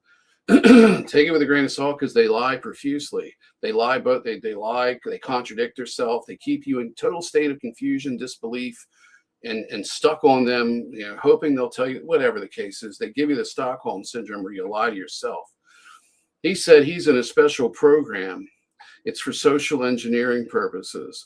We, as the Galactic Federation of planets or worlds or whatever, are using Dr. Sala to be the first researcher to seriously take a look at an intimate level. And I'm talking about relationship, I'm talking about as a deep dive, okay, into the personal lives of contactees so that their information can be distributed to the public in a more efficient manner. What that really means is that we've got a group of mind-controlled MILABs. These are victims, and we're exploiting them, and we're mind-controlling them, and we're giving them these virtual experiences, and some are real, but it's all staged, okay? It's all us carrying it out, and we're playing both sides, the good and the bad guys, and we've created a hub, a researcher who's gullible enough to accept anything he's told, provided it fits the narrative that he's being mind-controlled to observe and preserve. So they come, he's the honeypot hub, and then it just gets distributed. It's classic mind control, classic counterintelligence. You can look at more conventional examples of how this has been done. And if you study the CIA and intelligence agencies, it's very textbook what they're doing, but they're doing it using high-tech stuff, and they're engineering this whole experience that we have so that we believe these narratives. And what is the end result? Well, the end result of this is that a lot of good people have sat on their ass and done nothing because they thought that the ETs were going to save us. They thought the government had good people in it and they were going to save us. And it was all working together. Trust the plan, trust Q, trust all of it. Trust Elon Musk. That man is basically soulless at this point. He would sell out his own family. I can't trust. And here's another thing. I just have to bring this up. When they get involved in your discernment and they distort it to the point where, you make a fool of yourself and you support bad people, okay? for some reason, when you're being mind controlled, it's because you're lying to yourself. It's the reason, and you're being fed a false paradigm, and your personal who you are, your self-identity is connected deeply to the BS you're being fed. You're going to just see it how they want you to see it, because you have to, and you also fear that it's not true, so you cling to it. Anybody looking at Donald Trump, and I'm guilty of this too, it's like, okay, I can accept all this and all this bad stuff, and because he's going to do some good things, and I'm seeing proof of it. No, you never ever put anybody in power like that. History tells us, history is the best teacher of lessons. You just got to look back, and we got to do it soon, because they're burning books, they're buying out books, they're digitizing them, and they're burning the original copies so they can control history. They can erase our past, just like the ETs wipe out the planet, stage a cataclysm. Okay, we're already under a mind wipe. The cataclysmic state, the staging of cataclysm is the collective mind wipe of the population. The individual one takes place after death. Okay, so they're making us forget. So this is exactly what they're doing. They're burning books. These big companies they're taking it all, and soon we'll have no control of our history. We'll have no tangible written books left.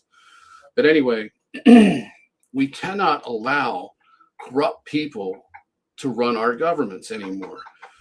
Anybody, and look, the solution to this is non-compliance. You're in Texas. I think everybody in Texas should grab a bag of weed and turn themselves in. Let's flood the system out with millions of people. You want to arrest everybody? You're going to have to arrest everybody in the state. Turn the damn state of Texas into a big prison complex and let the governor play God over people. Okay? You've got to be willing to sacrifice yourself at this point in our history, regardless of what it is, regardless of how much you're going to suffer, because if you don't, there's no future. Your children are going to die at the hands of these monsters, and you're going to be partly responsible because you allowed it to happen. You didn't sacrifice yourself when you had the opportunity.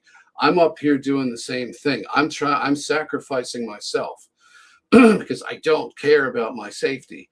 They can stick it. They want to get me. They know where I live. I've had multiple attempts in my life in the past couple of months, 9 staged car accidents that I avoided, and 1 road rage incident, which likely wouldn't have went anywhere. But it was those 9 car accidents. Just one could have got me. 2 in one day, at one particular day of the week, I had 2 near death or serious collisions in one day. Okay, to work and back from work. I overcame it. Okay, I'm built for this. So are a lot of you. It's time to stand up.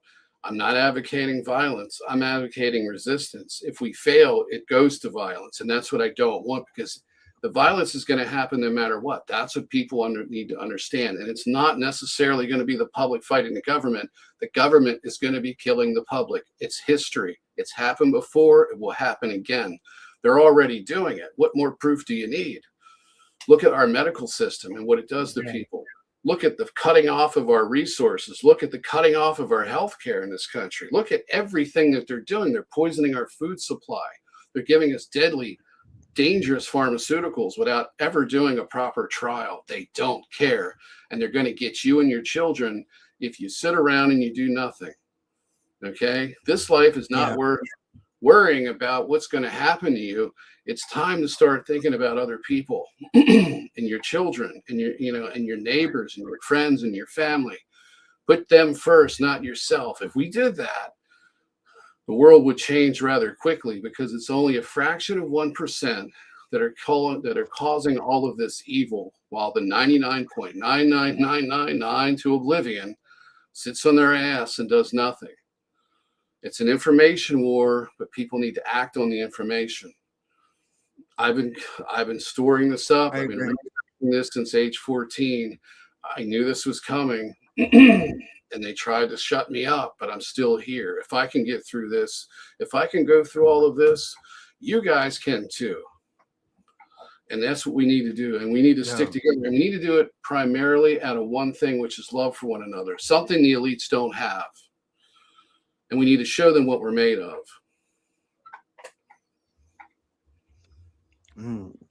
Rob, well, this is amazing, man.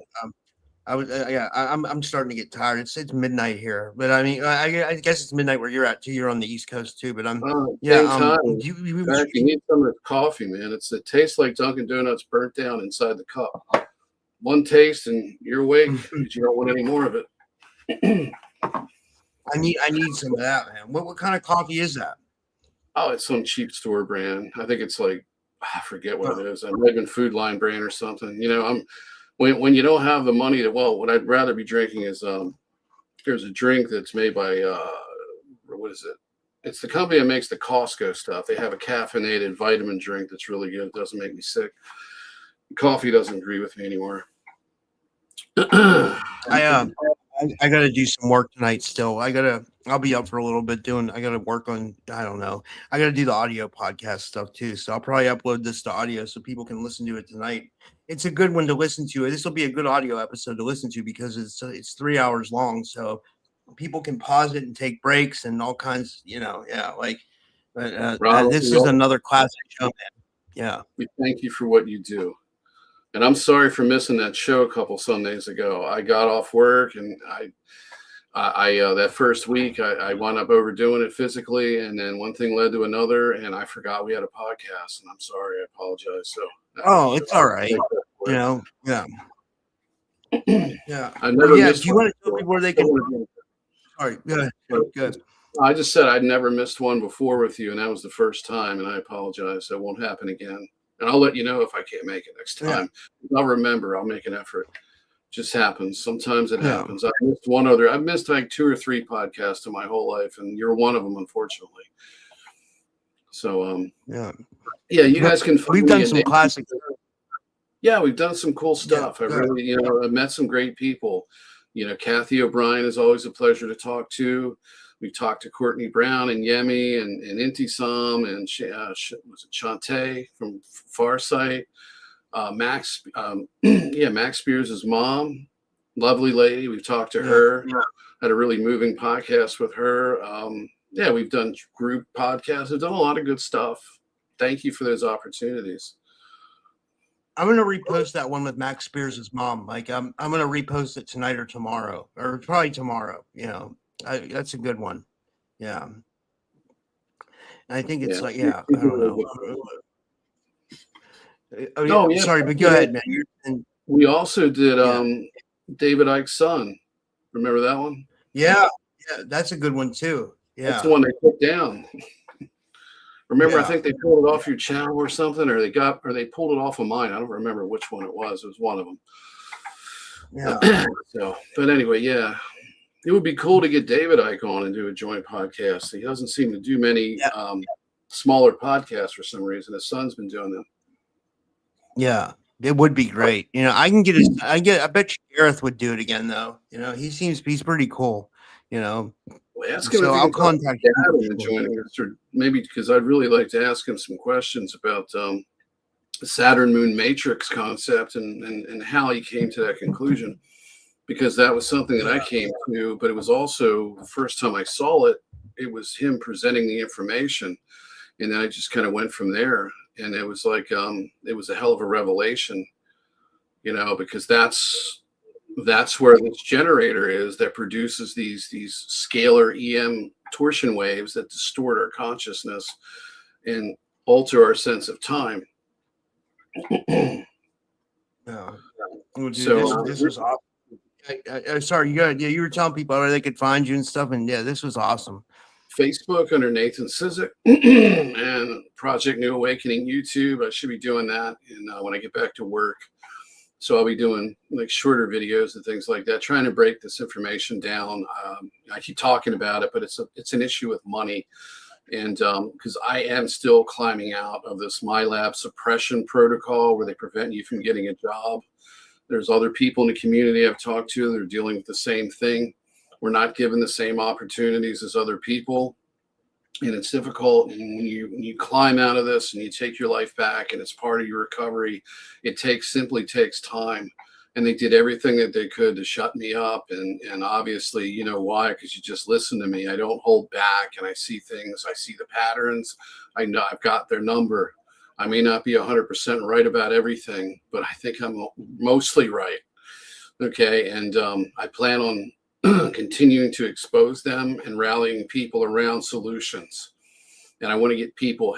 I like to help people and help them break free from this simulation matrix, so that they have something that they can utilize when they die, so they can get out of this. That's why Project New Awakening, the symbol of it, which was something the AI created, was all of these souls leaving Earth, and that's the whole point. The way to bring down the programs and the way to bring down this prison system of this planet is to bleed it out. Get yourself out. Okay, don't aspire to be the best super soldier you can be, or the best Republican or Democrat. Stop being who they made you. Become who you used to be. Become heart-centered and basically realign yourself with the Creator, because when you're realigned with the Creator, you'll get out of this system. And when you're in that void, just one last thing, the love should not come from an external source. It should not come from the tunnel or any being surrounded by light that you see. It's got to come from inside of you. And you have to know what home is. And in order to do that, you have to do the work. You have to heal yourself, and you have to reacquaint yourself with your oversoul. And that's done by stripping the layers of programming, all of the social programming, and especially if you've been in the trauma-based mind control programs, you need to strip that away too. The personality templating, you need to reverse it. It's the healing process is paramount for this. And you have to start as soon as possible. Otherwise, you're going to be caught up in this. And one of the ways that they get you is because if you've got any worldly ties, any unfinished business, and you haven't disassociated yourself with the human condition, not at the heart level, but being pulled into all of these meaningless things, you have to realize you're much better than that. And there's a much better place for you where you'll be loved and everything will be in the right way and not like it is here. And that goes for people who think that they're extraterrestrials. They may have been, but let me tell you, the reality of the extraterrestrials is not much better than this. You've got more freedom, but evil still exists, tyranny still exists, and wars are continuous. Why would you want to be part of that? Pull yourself out of this reality completely. That's what I talk about. Yeah, absolutely. Well, thank you so much, Nathan, and thank you, everybody. It's not letting me end the stream, but okay, all right, I can end it now. All right, thanks, everybody. Have a good night, and this was an amazing show. And thanks, Nate, and good night, everyone. And I will see you guys tomorrow. Right.